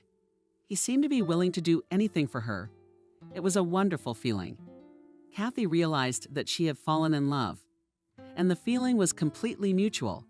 There wasn't even any doubt. Andrew looked at her with such eyes and tried so hard to do everything to make her feel good around him. It was impossible not to notice. Kathy was not surprised when Andrew proposed to her. And of course, she had happily accepted right away. She had wanted to live next to Andrew for a long time. In one apartment, they would take care of each other, support each other, and it would be more fun together. Kathy was tired of returning to an empty, cold room. Christina was not at first delighted with her sister's choice. "You're young, you're pretty, you could easily find someone more wealthy. How many friends does my earring have? They're all handsome and sons of wealthy parents, and they're like cheese in butter. What about this Andrew? Nikolai is not yard, not work normal." But when she recognized Andrew, the best Christina changed her mind. "You have a good one," smiled her sister, shared her impressions with Kathy. "Very kind and loves you very much. You'll do well together. You'll achieve everything. You can't miss out on a man like that. I'm so happy for you. Andrew and Kathy got married. They lived in his rented apartment, and Kathy's golden years began. The young husband tried to help his wife with everything. He did a lot of things for her, and even as he had dreamed, he found a new job.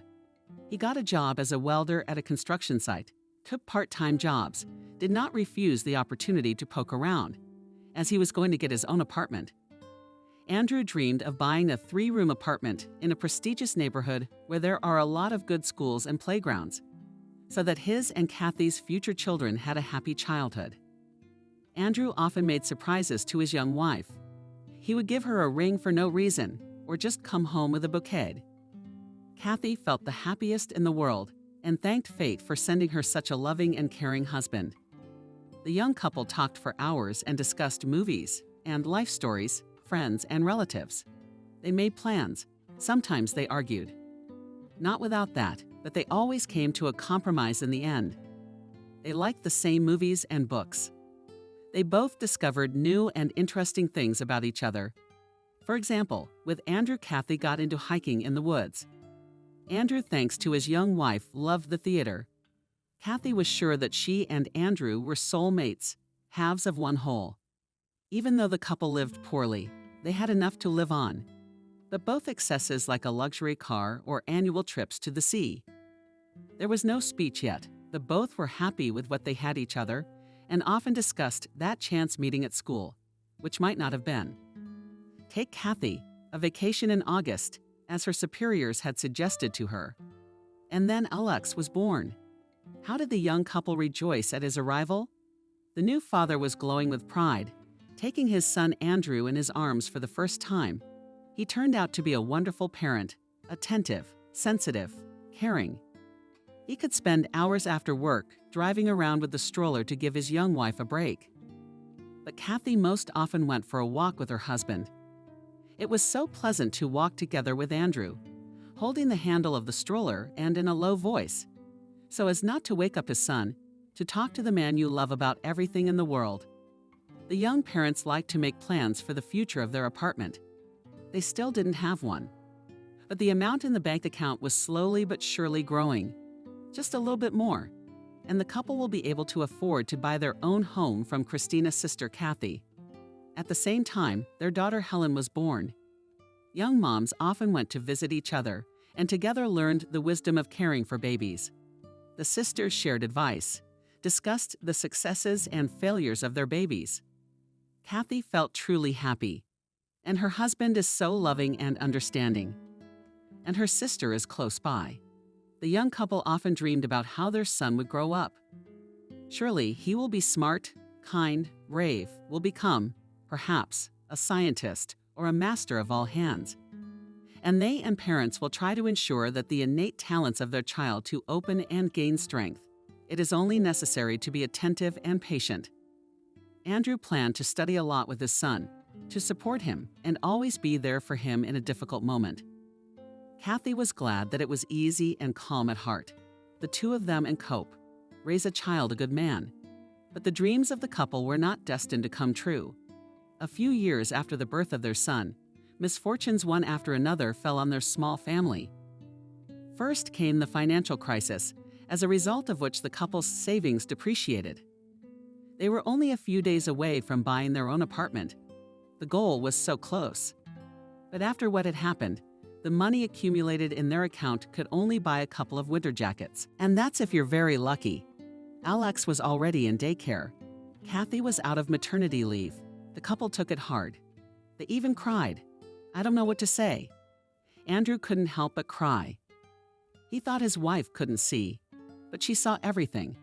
The man even looked for an apartment he'd been dreaming of for a long time.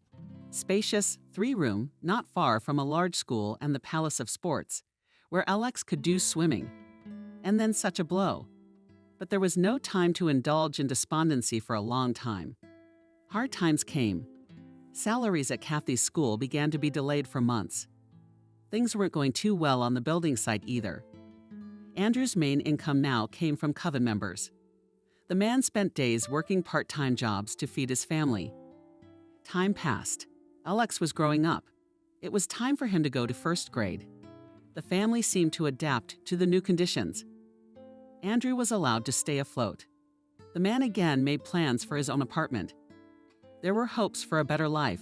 A happy future loomed ahead. And then tragedy struck at the construction site. Andrew was working unofficially. The owners of the facilities saved money on everything and didn't care much about safety. Andrew knew he was taking a risk, but he was always careful and acted as carefully as possible. But this time, on the construction of a supermarket building, the man fell off from the height of the 3rd floor right onto the concrete blocks piled piles and below. Of course, Andrew did not survive. Arriving in an ambulance, doctors had only to state the man's death. Kathy was not told the terrible news until the morning.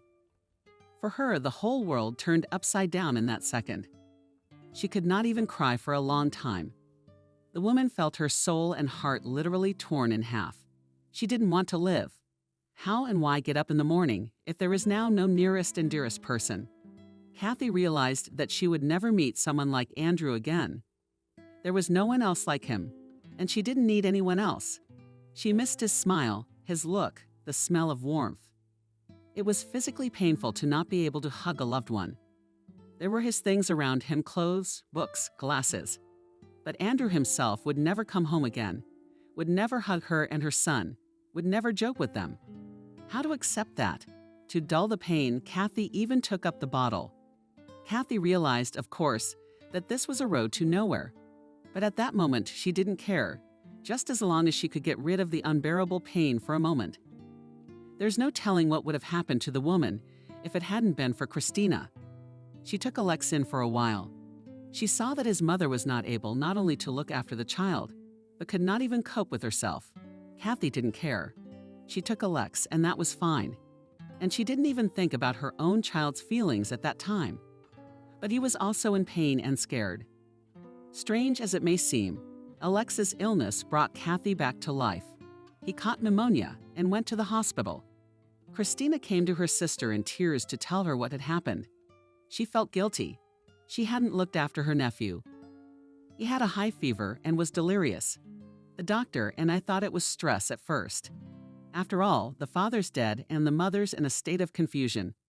But then it became obvious it was more serious than that. He was in intensive care for 24 hours. He seems better now, but the doctor says it's too early to relax. And your drinking, it's a threshold to get back into life. You can't go back. Now we're going to lose another boy. This situation brought Kathy back to life.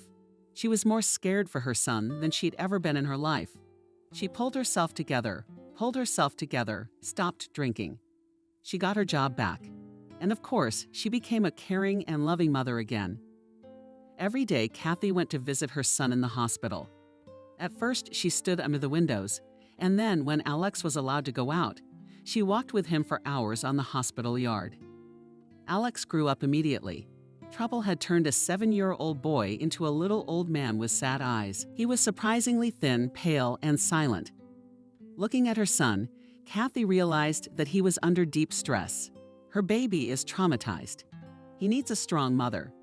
And she, Kathy, took risks to remove drowned in her own grief, forgetting about the native man, so much in need of her support. Kathy has been the perfect mother ever since. Attentive, totally focused on her son, caring. In the city, Kathy couldn't hold on. It was too expensive to rent an apartment. The woman didn't make that much money. She had to return to the village. Father was already gone, and his life was taken away by a heart attack 2 years earlier. And my elderly mother was in great need of support and care. It was already hard for her to cope with the household on her own. So Kathy's move came very well. Alex went to the first grade of the village school. Kathy got a job there as a teacher, but soon she had to think about changing jobs. The salaries in that school were very different from the salaries. In the city gymnasium on such crumbs was simply could not live, and Kathy had to pull the child alone on his feet, to put him on his feet. And then a neighbor, Aunt Nura, offered a good auction. Her nephew had a point at the central market in the city. He sold clothes and shoes and accessories. He needed a salesman, someone decent, someone he could trust, a salary. Aunt Tyran, the nephew, promised a good one. He also offered a percentage of the proceeds. 2 by 2, Kathy was also quite satisfactory. It was hard, of course, to part with the dream job. After all, teaching kids is Kathy's true calling. The woman knew from childhood what she wanted to be. But what can you do when times are so hard? They've got to eat something with Alex. What wouldn't you do for a child? With great regret, Kathy left school. She missed her students, her co-workers, and her school life for a long time. Her heart sank every time she saw uniformed children on the street. But Kathy was facing new realities. Working the market was hard. Capricious customers, who themselves do not know what they want, scandalous traders. Competitors, heavy financial responsibility. And the road took a lot of time and effort. All the same, in the days when Kathy went to work, she had to get up neither light nor dawn and walk almost 2 kilometers to the nearest stop, through which the bus to the city. But the paycheck was good. Now Kathy could buy her son and beautiful clothes and toys. And even to the sea, they flew to the resort every summer. And her mother helped to look after her son. She was already, of course, very old. But she had enough time and energy for her grandson. Kathy often went to visit Christina. She did not work, was busy with the house and her daughter could afford. Her husband earned enough to provide for the family. Christina often felt sorry for her sister. How did your fate turn out? You work like a horse, spinning as hard as you can. I even feel awkward about being a housewife, and you. Everyone has his own fate, sighs Kathy. I'm not complaining about mine. We all have something for nothing. Kathy was genuinely happy about Christina's life. She adored both her sister and her niece Helen Christina, but her daughter. The 4 of them often went out together. They'd go out together. All in all, they lived close together. It was Christina who advised Kathy to save some money and invested in shares of a large company. James says it's the right thing to do. We have a lot of money invested in those stocks ourselves. My husband's sure it'll be great in the end. And James is smart, he knows. Kathy listened to her sister, and without saying a word to anyone. She bought a few shares. The capital grew, but it was impossible to get rich very slowly thanks to such interest, as it seemed at first. But Kathy decided to let the money lie on deposit. But she did not tell her son or her mother about the shares. I don't think they'll approve. They'll say it's all a waste of money. Let the family live in peace. So Kathy had her own little secret. Now she was saving money, buying stocks, saving for a happy future for her son. Alex grew up a smart, athletic boy, unlike his modest, quiet father. Alex was the soul of the company. He always had a lot of friends, comrades. The guy walked a lot, laughed, socialized. He was a very cheerful and carefree person. Kathy, looking at her son, was happy to see what kind of a guy grew up. Confident, brave, smart. This was exactly the kind of son she and Andrew imagined when they walked around the neighborhood with a stroller. Alex dreamed of becoming a lawyer, but to enter the cherished faculty he lacked just a little. The guy had to go to the army. Returning, he decided to try his luck in the city. His mother supported her son's decision and even helped financially. She rented Alex an apartment. Go, try, dare. Just be careful and know that no matter what happens, you can always come home to this house. Thank you, Alex smiled. But I'm not going back. I'm going to make my way in the city. There are so many opportunities there, so many prospects that something will work out. Goodbye, smiled Kathy. It was scary to let her son go, but what can you do? The boy had grown up. It was time for him to start his own life. Alex enrolled in a construction college and at the same time got a job at a factory. He studied, worked, and paid for his own apartment. He often came to the village to visit his mother and grandmother. He always showed up with gifts and funny stories. Kathy's mother had completely given up. She hardly ever left the house, and sometimes she didn't even recognize her own daughters. One day she had a heart attack. Kathy called an ambulance. Mom was taken to the hospital. The old woman never came back. What do you want age? The doctor sighed tiredly. No one is eternal. Kathy and Christina organized a funeral in the village. A lot of people gathered for the wake. After all, everyone here knew Mom. Then Christina told her sister to take over her parents' house. I don't need that half of the inheritance. I don't need it. You know I don't. What about you? You took care of your mom the last few years. That's hard work. So it's only fair that you get the house. Kathy didn't mind. She really needed her own place. Old age was fast approaching. The woman was sometimes surprised at how quickly her life flew by. It seemed that she and Andrew Alex had just been born. They were young, full of plans and hopes, beautiful. And now Alex is a grown-up, independent man. Andrew is not, and she herself is almost an old woman, that ahead only pension and quiet, peaceful existence in a village house. The only hope is in Alex. Here he will get married. His grandchildren will be born. The kids will come to visit their grandmother. Then the joy in life will appear. By the way, Alex is a good man. He did not give up his dream of law school. He got in after all. It was hard for him to work and study, but he'll get through it.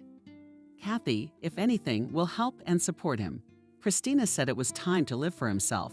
You're young, you're still beautiful. Alex has grown up. Now you can treat yourself. Your salary is not bad. You even have savings. Let's fly to Italy or Greece. You've never been abroad.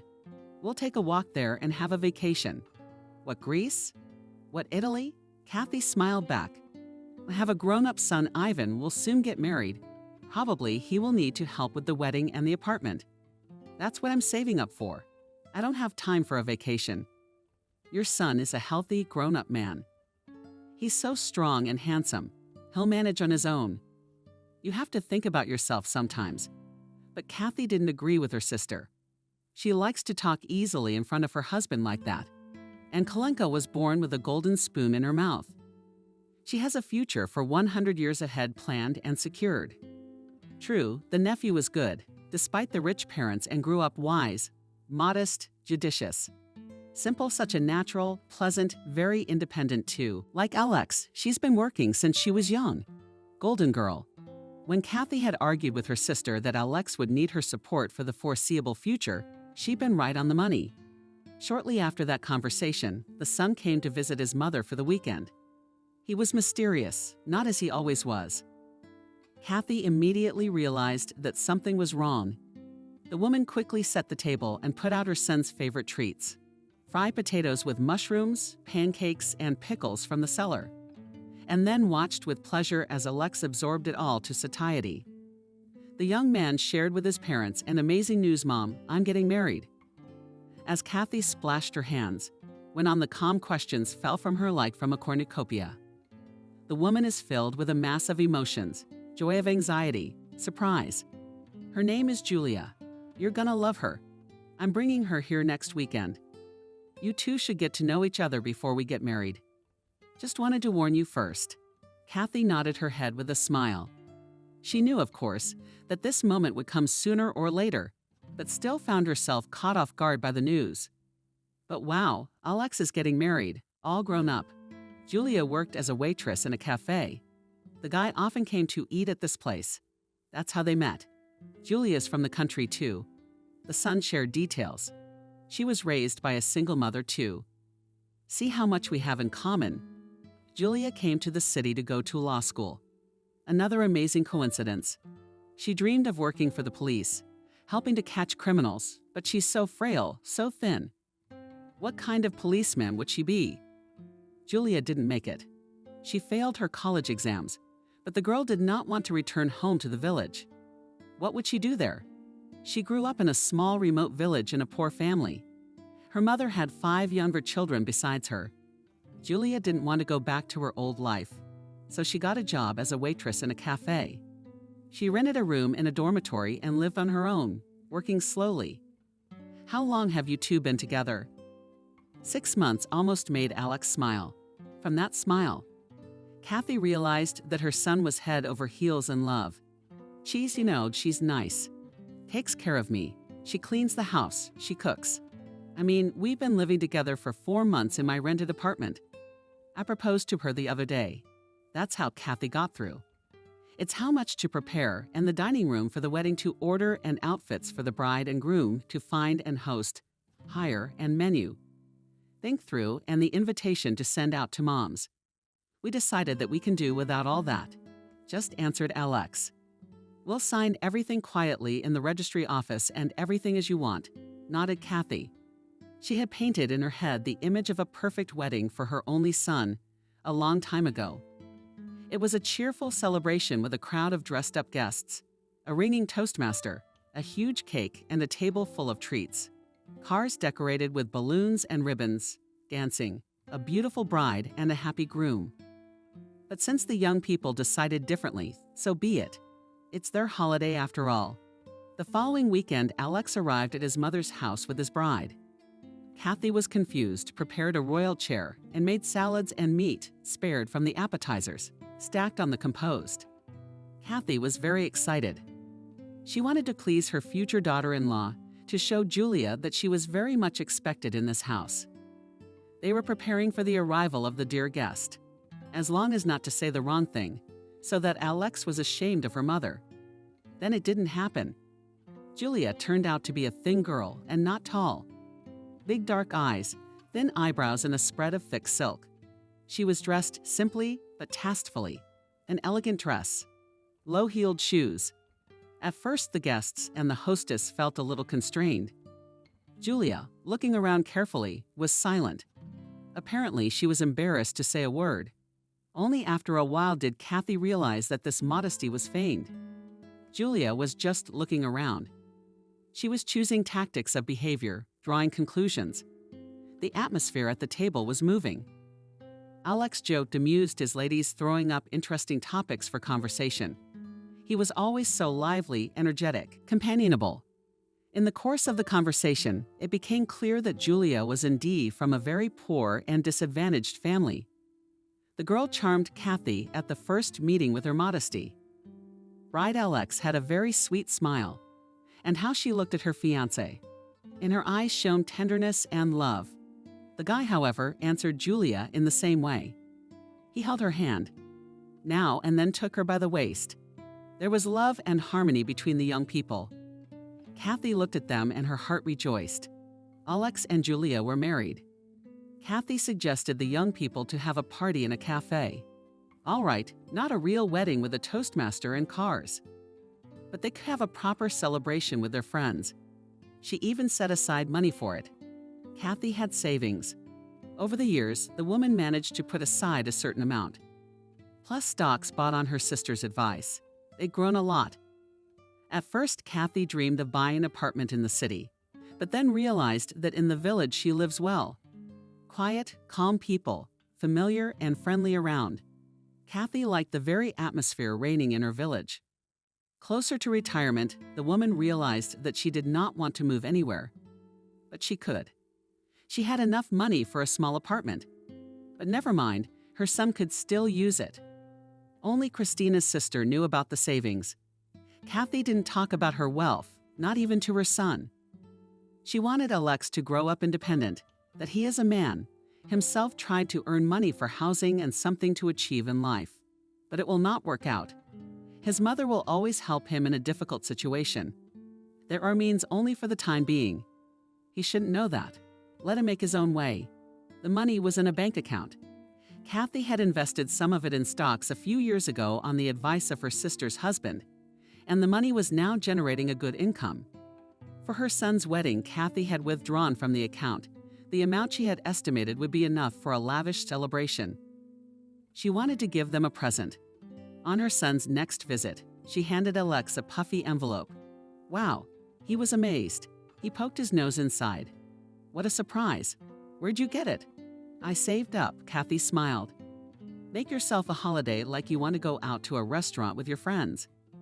Don't deny yourself anything, have fun. Thank you, smiled Alex. But we better save this money for renting an apartment. Why do you need to rent an apartment and already earn money? And the wedding, it is in general once in a lifetime, only happens. Well, ideally, of course. I have problems with my job, Alex admitted. They pay pennies, and it's unstable there. I'm just in danger of getting sick. And Julia, that she does not earn enough. A waitress does not pay millions. It's okay. Kathy patted his grown son on the shoulder. Alex is all grown up. He's a big man himself, and his problems are just as grown up. Already financial issues sadden him. He's thinking about supporting his family. I feel sorry for him, of course. Yes, everyone goes through such things. Don't worry, son. When you finish your studies, you'll find a better job. You're my good boy. You're so smart and handsome. You'll be such an educated man. If you're such a man, they'll take you everywhere. They won't take you. Alex sighed even harder. I was expelled, as Kathy asked. Why for truancy? Alex said quietly. Kathy was almost crying, son. In her dreams, she had already seen her son as a graduated lawyer, successful, competent, highly paid. And now, all of a sudden, it's news like this. Just like that. Alex looked at his mother with irritation. I had to work a lot, so I didn't get to classes. I had a lot of absences. I thought they'd come out. They didn't. So I got expelled. No big deal. Kathy pulled herself together. Alex needs a little encouragement now. You'll learn. Not the first and not the last. Yes, I do not want to finish studying. Alex got angry. I'm a grown man. I'm sitting in the pears, pants rubbing. It's funny. You have to earn money, not suffer with nonsense. Kathy did not argue with her son. Not in that. He was now in a state of nothing. Then she will change his mind. Education is necessary for a young man. Otherwise, you can't build a career. A woman is sure to convey this to her grown-up only child. Now it is necessary to support him, to calm him down, to encourage him. Well, if you don't want a wedding, do with this gift of mine. What do you wish? Nodded Kathy. Alex. Thank you. Alex's mom smiled gratefully and happily. We could really use the money right now. We're happy to help. You're all grown up and practical. Others would be happy to spend money on a holiday. But you're thinking about the future? I have to, sighed Alex. The son left, and Kathy stayed home with a heavy heart. Alex was also worried now. He didn't finish his studies. No decent job, no place to live. Now he's getting married. If children will go, Alex will have to work at unskilled work from morning till night to provide for his family. This is not the future Kathy dreamed of for her only child. He's a grown man, he'll figure it out. Calmed her sister Christina in the evening on the phone. What are you worried about? You've done everything I asked of you. It's up to him now. Maybe give him money for an apartment. I've consulted with anyone. It's easier. The young will at least pay for the rent. Let him pay. The older sister objected. Don't even think of mentioning that money now. They'll sit on their necks and weigh their legs down. But they'll try to climb up. Maybe they'll succeed. You can always give them the apartment. It's not time yet. You are right, you, Christina, are right completely, of course, grinned my sister. And you come to visit me. Tomorrow come to the movie with you, go to a cafe. Sit. You need to unwind. Again, Christina, you're right, smiled Kathy. What a blessing that she has such a sister. A close person who will always support and cheer up. Alex and Julia got married. The signing took place in the city registry office modestly and quietly. Kathy, Christina with Rudit, and two of Julia's girlfriends attended the ceremony. Then a small group of people modestly celebrated the events in a cafe. We sat only a little. We made a few toasts to the newlyweds, gave the newlyweds presents, and dispersed. Julia had to go on shift. Alex was waiting at work, too. Kathy stretched out disappointedly when she and her sister were alone. The women decided to do a little shopping. Come on, young people don't care now. Christina waved away carelessly. As long as they lived well. Did Alex live well with Julia? Kathy had no idea. The son tried not to talk to his mother about it.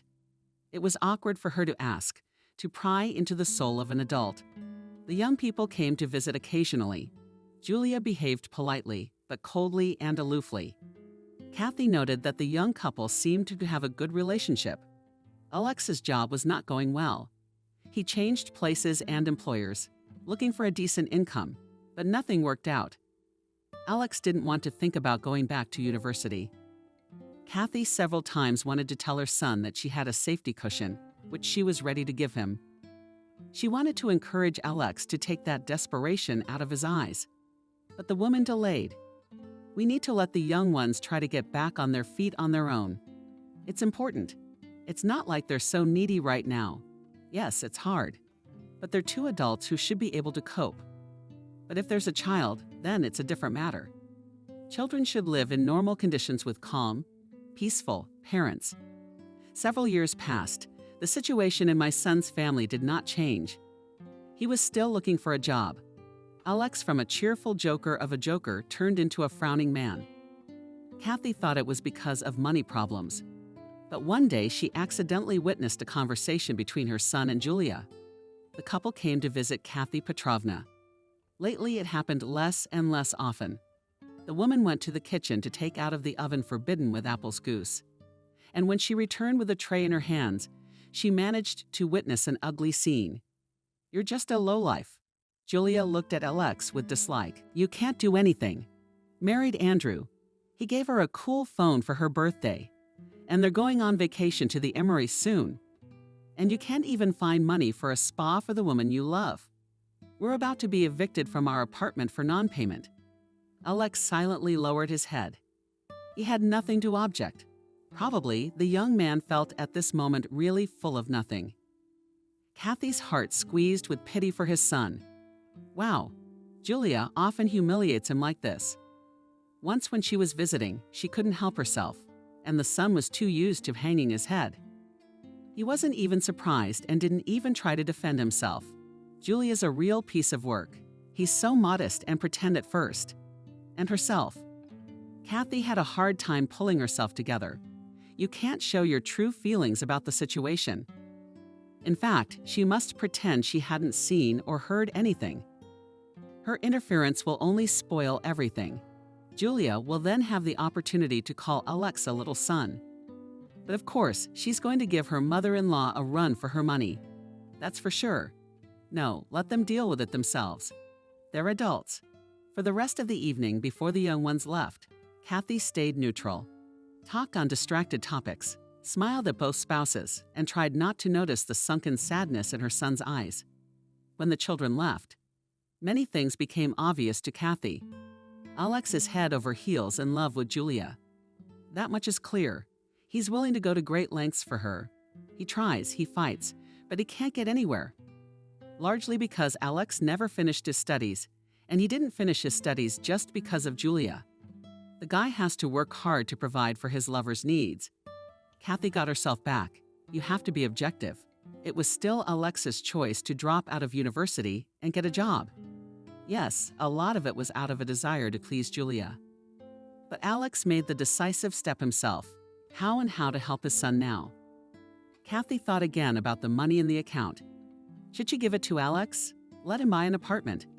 Julia would be delighted. She approves. In serious matters, Kathy is used to consulting her sister. Jana called her. "You're crazy," Christina exclaimed after hearing her sister's reasoning. "Under no circumstances do not buy an apartment now. Don't you realize that it will be considered as jointly acquired property in marriage? They've only been together a week. What if they get a divorce? Julia would take half of it without blinking an eye. I understand if they had kids.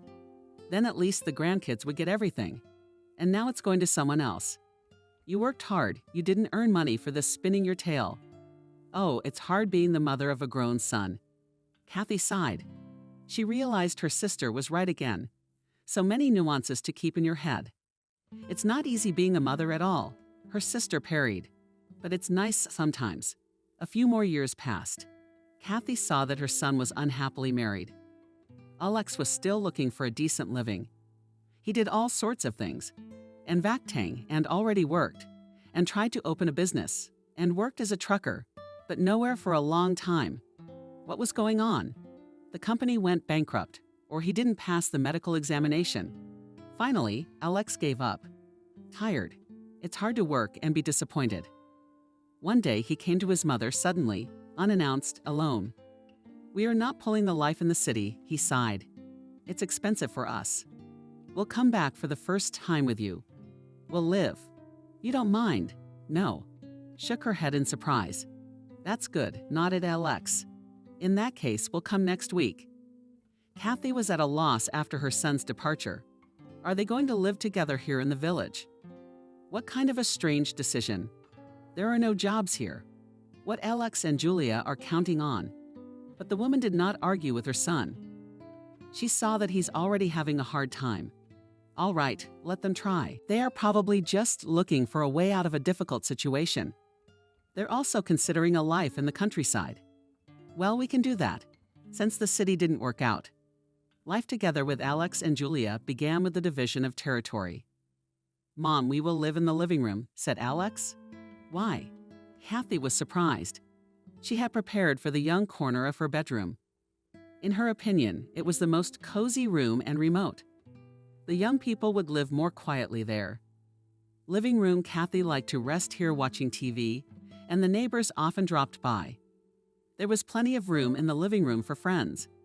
Because it was the biggest and brightest room, Alex answered simply. Then Kathy realized that her son was broadcasting Julia's will. He always tried to please his wife in everything. He loved his young wife more than his father's life and took advantage of it. Julia immediately showed her true face to her mother-in-law. Did not even try to pretend anymore, polite or modest. She didn't like everything Kathy did. And her mother-in-law didn't cook right. Too fatty, unhealthy. And the server's table was sluggish, wrong. And she didn't even know how to mop the floors. Julia would often admonish Kathy with a look of contempt. "That it's you who rattles the dishes in the morning and disturbs your sleep, or are your friends laughing too loud? Couldn't you get together somewhere else in the evening?" At first, Kathy was at a loss for words at her sister-in-law's insolence. Then, of course, she thought of appropriate responses to Julia's barbs. She wanted so much to remind her that she was not in her own house. Accordingly, she should behave more modestly. But Kathy lingered. For her son's sake, of course. The woman saw. Alex is very attached to Julia. He loves her, idolizes her. The young husband tried to fulfill his wife's every whim. There were many whims. The man failed and felt guilty. Julia was suspicious of elegy, this feeling of guilt. Often she mentioned husbands, boyfriends, her acquaintances who overpowered the women they loved with jewelry and literally overwhelmed them with money. Kathy understood the purpose of what was being said. Julia was manipulating Alex, played on his feelings, used her spouse to suppress him. But she wasn't even trying to open up to her son. He's not in the right state of mind right now anyway, too blinded by love and passion. Kathy sincerely did not understand what her son found in this Julia. Well, yes, she was pretty. But there's a lot of them out there. And now you're getting these feelings. It seemed that if Julia asked him to jump off a cliff, he would do it gladly. Alex got a job at the local sawmill. The work was hard, physically exhausting. But the pay was good. Enough to take Julia into town from time to time. Then to shopping, then to a restaurant. The young wife herself didn't bother to work. Well, where can I find a suitable place here in the village? She sighed. And in the city, every day do not go to the city. I traveled, Kathy suddenly remembered.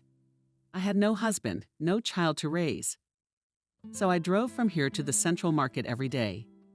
Why are you comparing times and situations? Julia sighed languidly. First of all, I am married, fortunately. After all, the responsibility for the material maintenance of the family lies on the man, not on the woman. Secondly, we are in no hurry to have children. I believe that it is silly to give birth to Beskov without a yard is terribly irresponsible. And thirdly, I'm going through such a period now. Do you think it's easy to work as a waitress on night shifts? To tolerate the antics of customers? I need to recuperate, get back to my old self. Kathy could have said a lot of things to her daughter-in-law, but she kept quiet. She kept quiet for her son's sake. He was having a hard enough time as it was. And now he's going to be caught between his mother and his wife, like between two fires. Kathy was well aware that her daughter-in-law was openly condemning her life. And this Julia to give birth to children without a stake, without a yard, is irresponsible. I mean, that's a stone to her head. When did she and Andrew have Alex? The young family didn't have their own place yet. That's what the daughter-in-law was implying. The longer the young lived at Kathy's, the clearer the woman realized Julia manipulates Alex, makes him dance to his own tune, uses the spouse. The son is the one who is in love with the young beauty, put on the other in front of his eyes and left the spouse. Turns this situation in his favor. Julia herself clearly does not nourish a colleague any tender feelings. This is evident from her irritation, her dislike of the other look at the spouse. According to gestures, yes, a lot of them, these indicators, and how only the son does not notice. So why is Julia still with Alex? The answer is simple. Who else would work so hard for her? Where else would she find someone so loyal and obedient? Such a feeling as Alex has for Julia is rare, and the girl understands it perfectly well. She will try to make the most of the situation. And if suddenly there will be a more interesting option, she will easily leave Alex. Being confident in her own power, Julia behaved rudely with her mother-in-law right in front of Alex. The daughter-in-law must have realized that Kathy could see right through her. It was infuriatingly annoying and frightening, apparently. And how did Julia look at her mother-in-law? She felt superfluous in her own house, arrogant, full of contempt. Looks, shelves, remarks, reproaches. To have less contact with her daughter-in-law. Kathy now went to visit her neighbor herself. She also often traveled to her sister's house and even stayed overnight. Christina, of course, advised to put the initial Julia in her place. It's your house, after all, shook her sister's head. Remind her of that. Let them think about it now. Tell them you were separating. You were looking for a place to live. Otherwise, she's living on her own, and she's got a lot of nerve. I'll talk to her myself, if you're uncomfortable. No. Kathy waved his hands. No way. Alex is always on her side. It's hard enough for him. He didn't need to add to his frustration. Alex really did blindly believe everything his wife said. Kathy tried to be as polite as possible. I kept silent in response to her nibs, remarks. My sister-in-law uncomplainingly cleaned her plates, tolerated her reproaches. But Julia, apparently, still complained to her husband about his mother, put in an unsightly light. Mom, why are you picking on her? Sometimes the son would start a conversation. Julia is a wonderful woman, I love her. You mustn't think of her as an enemy. Try to make up with her. I didn't have a fight with her, Kathy tried to justify it. I'm trying not to talk to her at all. Any conversation turns in her direction, and she makes me her #1 enemy. That's what it's all about. Alex shook his head sadly. Julia says, so you despise her, or do not notice, or come to reproach. The third is not given. Why do you make her work in the kitchen? Julia was going through a rough patch. She needed a vacation. So I just reminded her to clean up her plate. No one's making her work. I serve you myself. Alex looked at his mother with a sad look, and Kathy realized that everything is useless. He still will not believe that his wonderful Julia systematically turns the life of her husband and mother-in-law into a nightmare. Maybe he'll get to Alex someday, but not now.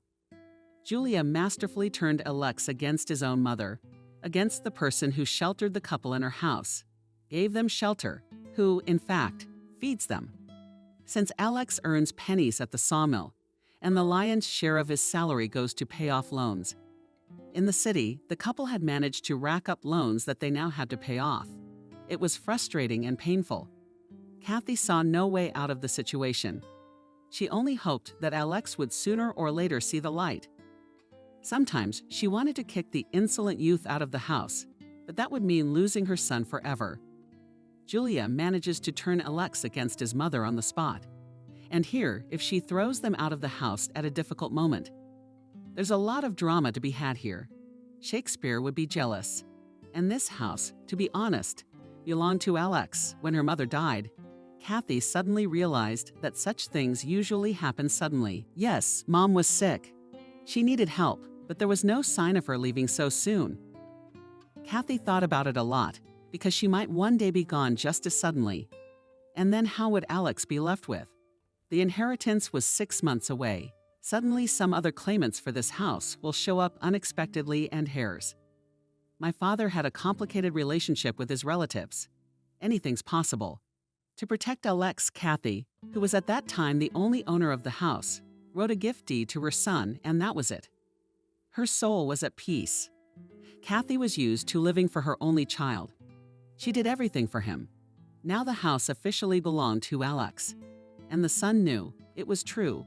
At the time, Alex thought he wouldn't need the inheritance. He planned to settle down in the city, buy a nice apartment, that he's some country house. Who knew it would turn out like this? Kathy decided to be patient. It cost her a lot of strength to keep her temper in check and not take it out on Julia. And it wasn't good for her health either. But for the sake of her son, she could bear it as long as Alex was happy. If not for Christina and her sensible advice, Kathy would have spent all her savings on an apartment in the city for young people. But her sister was right. The woman understood that now more than ever, Julia doesn't like Alex. It's obvious. She's using him. If Alex buys an apartment, which will be considered jointly acquired property, the young spouse will immediately demand a divorce, and she will legally take half of the housing with her into her new life. And this is very good money. Well, no, we'll not wait, Julianka. Alex won't be blinded by this strange love for ages. Someday he'll see the light. That's when he'll need an apartment in the city for his new life. Too bad he can't get out of the house for free. Kathy had to put up with the antics and unfair reproaches of his sister-in-law. There was no end to it, but the woman understood.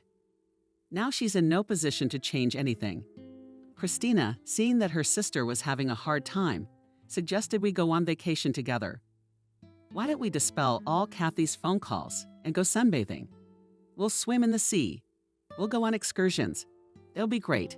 Go for it. In the end, Kathy gave in.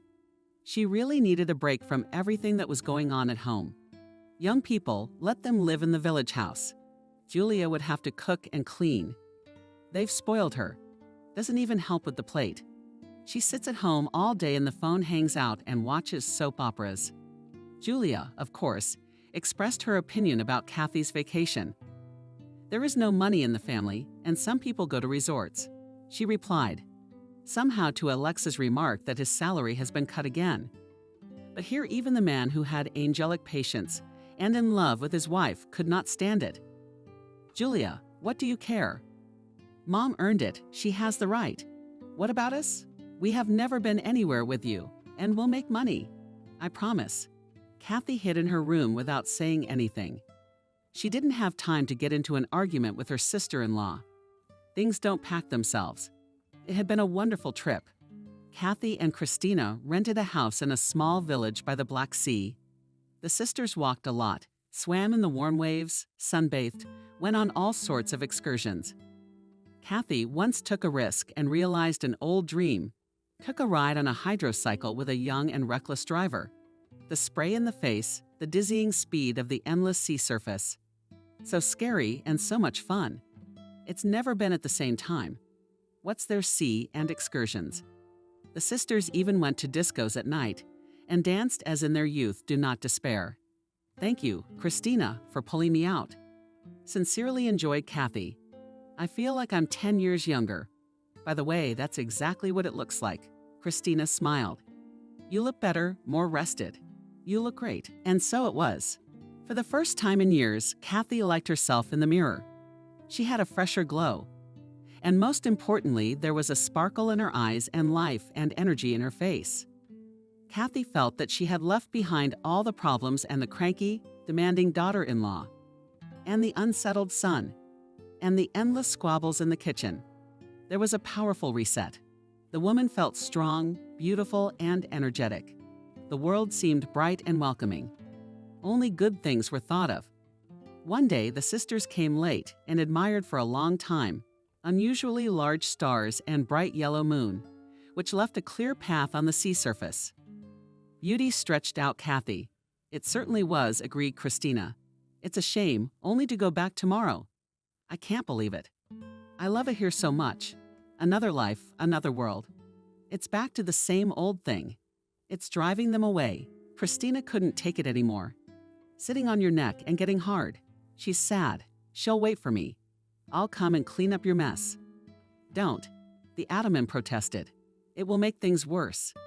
There's no need to make things worse, grumbled Christina. There's nowhere else to go. Good evening, lovely ladies.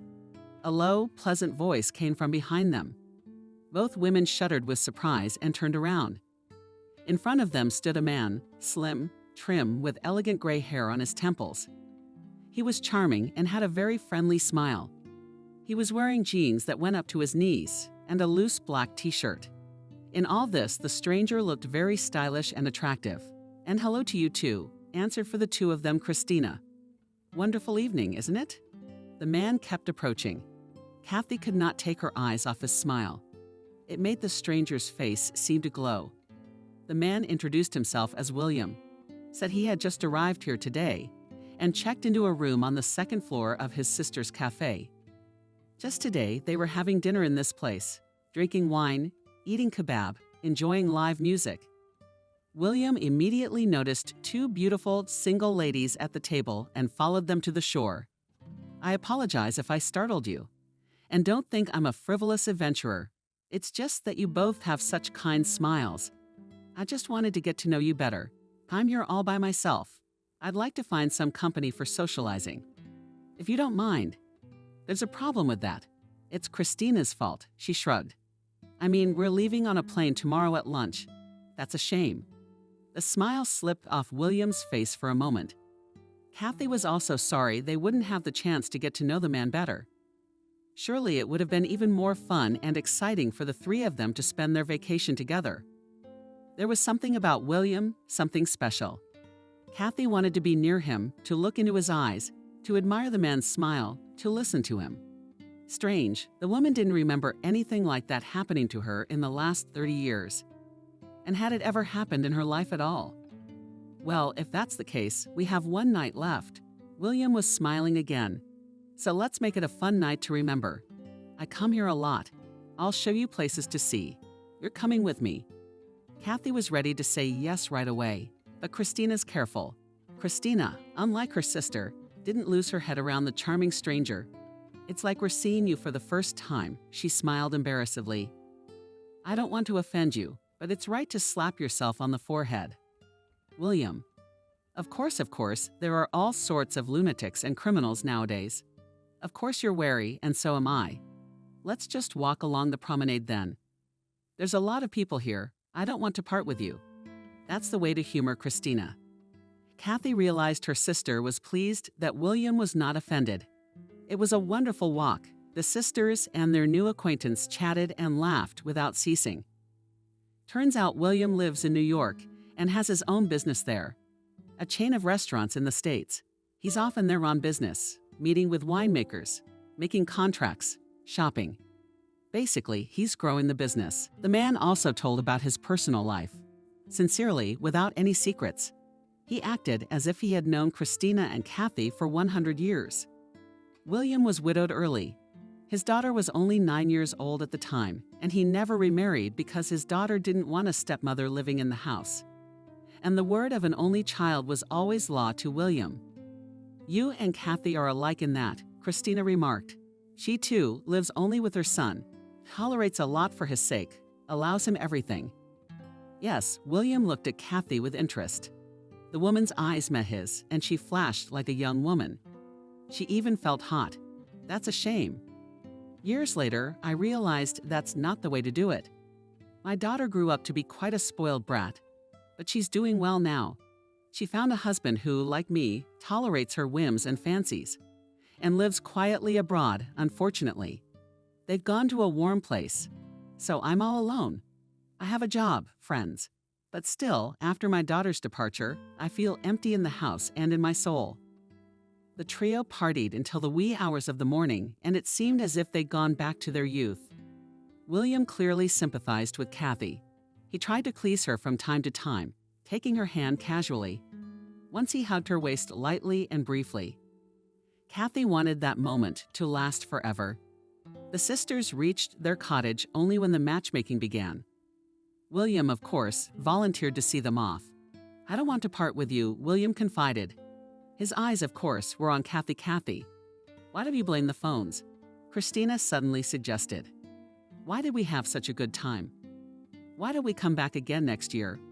We should call each other so we can have a vacation together. It'd be fun. That's obvious. That's a great idea." William says, "Yes, I'm dictating my number." "No, you better give me your phone number."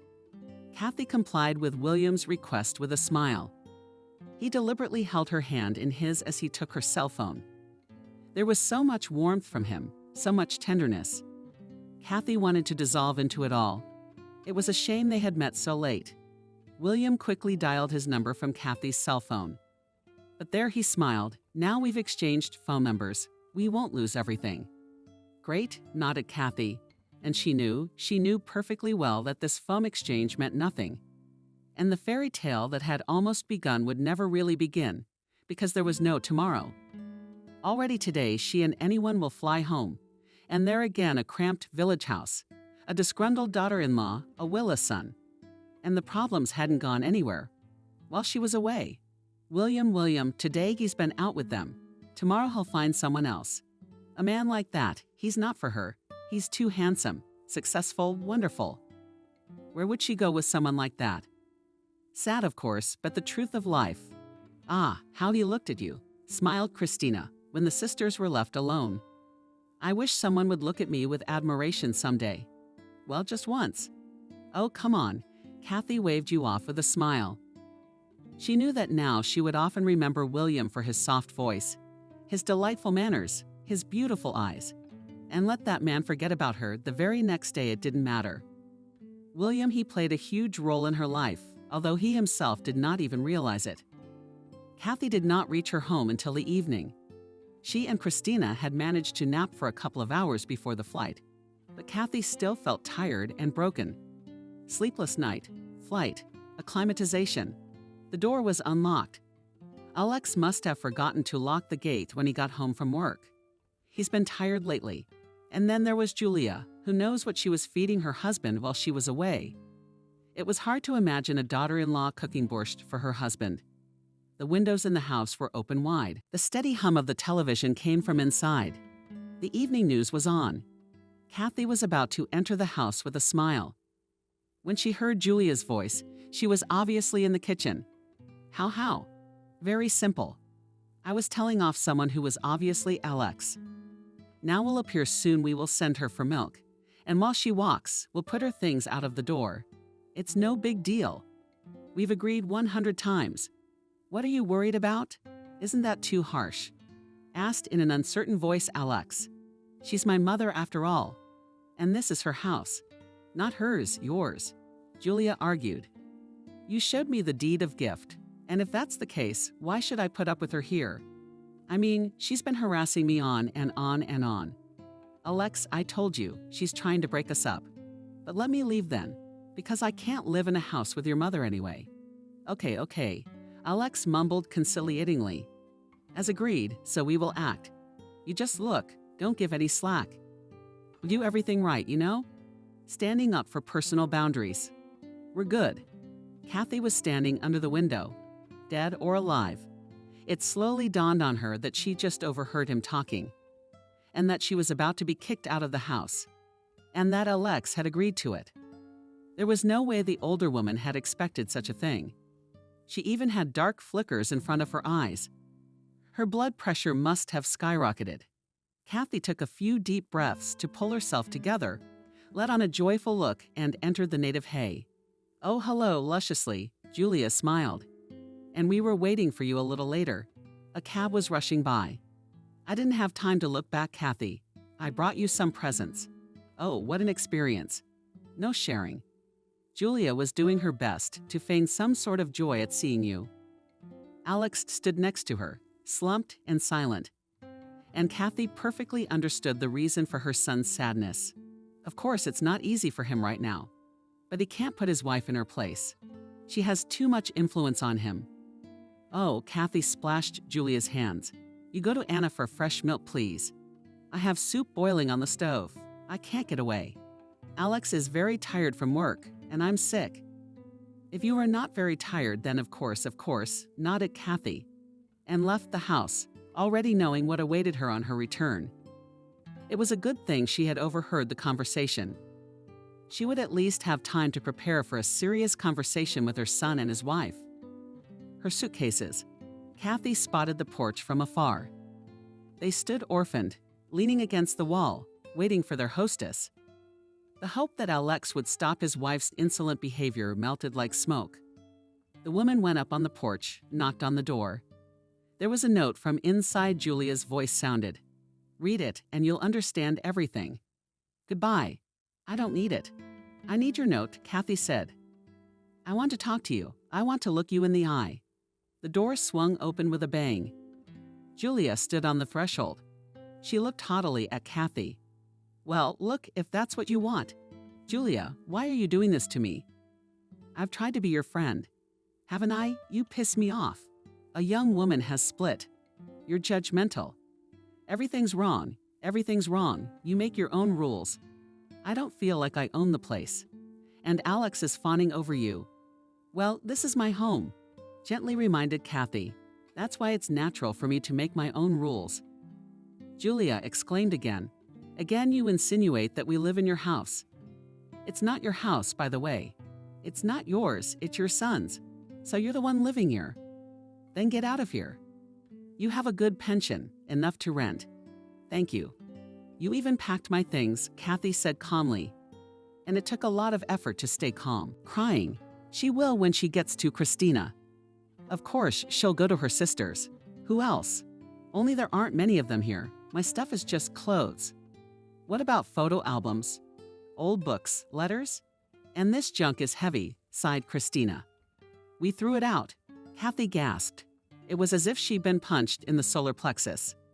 It was her family's history, old photographs, letters from Andrew and her parents, postcards, diaries Christina and Kathy had kept when they were young.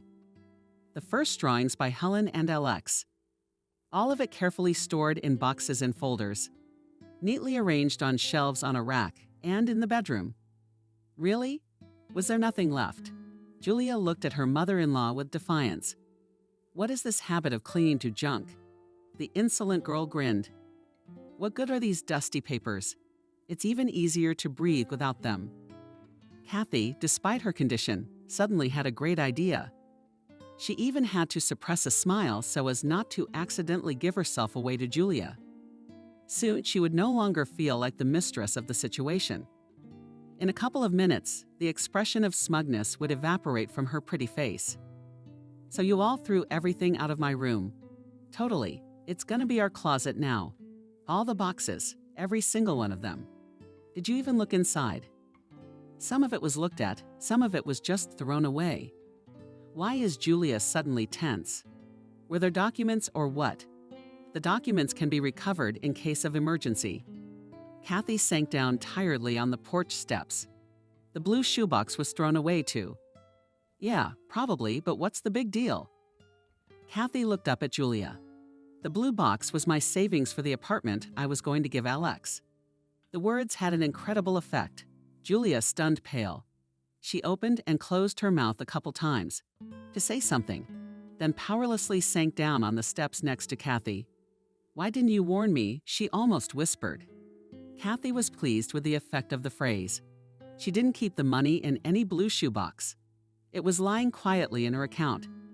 But Julia had to teach her a lesson for all those naughty things, which she did to both her and Alex. How did I know you'd decide to throw my stuff out of the house? I had no idea.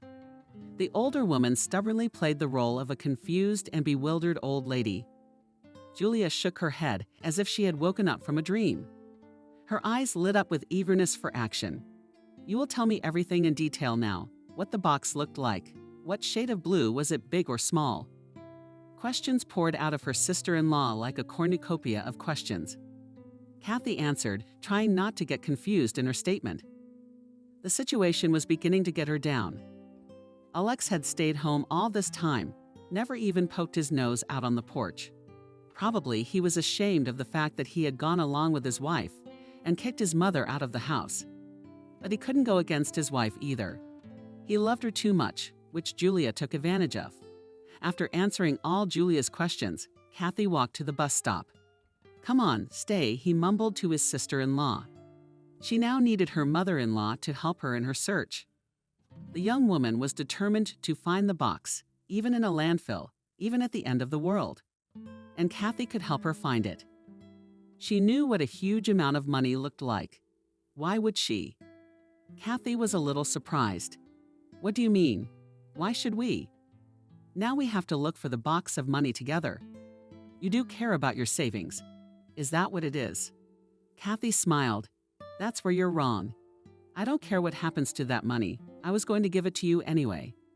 If you find it, take it." Kathy walked down the street and felt Julia's eyes on her. Her sister-in-law was shocked that she had thrown away so much money with her own hands. Yes, but now she'll be digging her nose into the ground just to bring that wealth home. Greedy Julia doesn't realize that Kathy's money is in a bank account. Her mother-in-law is not so dumb as to keep such funds in a box. Before heading to the bus stop, Kathy stopped by Jenna's neighbor's house. She'd been friends with her mother once, good friends, but now she was gone, unfortunately. Kathy still had a good relationship with Jenna. She needed someone in the village, someone who would tell her what was going on, keep an eye on Julia, and Jenna was the perfect informant. The woman had been outraged at first, listening to Kathy's story. She couldn't get her head around it. How could she do such a thing to a man who had let his daughter-in-law and son into the house when they were in a difficult situation? And then, recognizing it all the way through, Jenna laughed loudly and merrily. "But Tamar, you guys, you've got to rub her nose in it like that. You figured it out. I'd like to know how they're doing." Kathy smiled. "How are they living? How's the search going? Something tells me this story will open Alex's eyes to his wife." "Oh," Alex shook her head, Jenna. "I didn't think he'd be so weak-willed." "Love is evil," Kathy sighed. Jenna had hit a sore spot in her heart. "Of course I'll keep an eye on them. I'll get my Petya on board too. You know how quick he is?" Peter. Jenna's son just turned 14. The kid's been using his phone to shoot content for his channel. And Peter seemed to be getting good at it. When Kathy was done with her chores, she went to her sister's. Christina would not leave her, would listen to her, support her, pity her. It was good to have such a person. Since the evening of Kathy's return from the resort, it's been 2 weeks. It's not a long time, really. But in that time, a lot had happened. First of all, Kathy's plan had worked. Julia was hooked. She found out where they take the garbage from their village. She found the dump, and now she went there every day as if to work. The girl was not employed anywhere and had plenty of free time, and Julia's trips to the dump were regularly reported to Kathy by phone by Jenna. She proved to be an excellent contact. Oh, Aunt Kathy. What a circus. She goes to the bus stop first thing in the morning. She's like a tourist. She's got a huge rucksack on her shoulders, overalls, gloves, bags. Everything is serious. And in the evening, she comes back tired, shot, angry. She smells like a motherfucker. Animals scatter. People cringe. It's like a circus. Tales of Julia's adventures don't stop there. Peter, Jenna's son, sometimes followed Julia, rode with the boys on bikes to the dump, and filmed videos of the young woman stubbornly digging through mountains of garbage. Kathy watched these videos on Channel 5M. Julia scrupulously combed through the dump day after day without missing a square meter. It looked comical, of course. But Kathy was already feeling a little sorry for her almost ex-sister-in-law. Alex had filed for divorce. First, Kathy learned from the neighbors that Alex had left home. Then the son called his mother, apologized himself, repented, and at the same time informed her that he was divorcing Julia. She had turned her back after all, and him away with her obsession, money, boorishness, greed. "We're getting a divorce, Mom. I can't stand her anymore. She must be crazy. Julia, let her stay at our house for a while. I gave her a week because she has nowhere to go.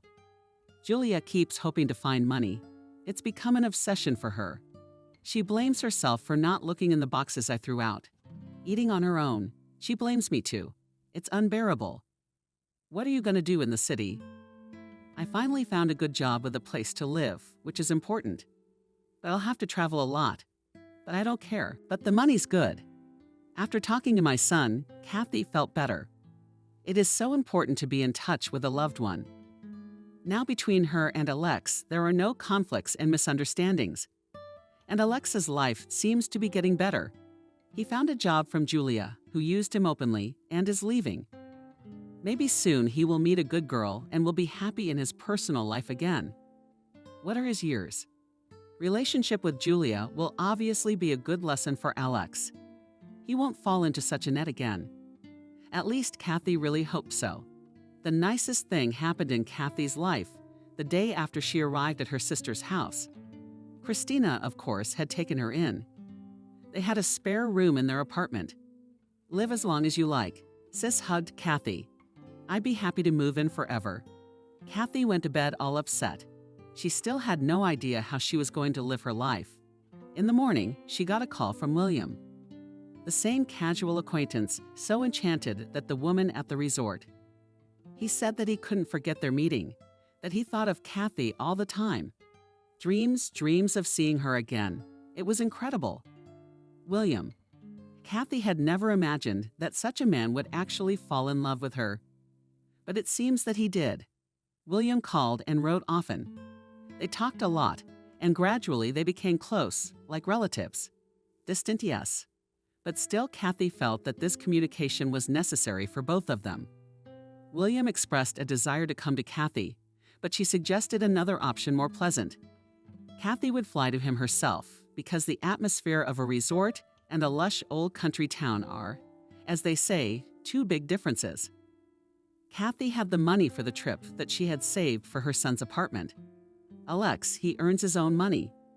Kathy has only one life, and one should enjoy every moment of it. The woman realized this when she retired, but better late than never. In general, Kathy was going on a long journey, went shopping with anyone, bought beautiful things, and felt really happy. True, she had one more thing to do before she left, not very pleasant, but urgent. A conversation with Julia. She'd had enough of being queen of the dump. Let her start a new life too.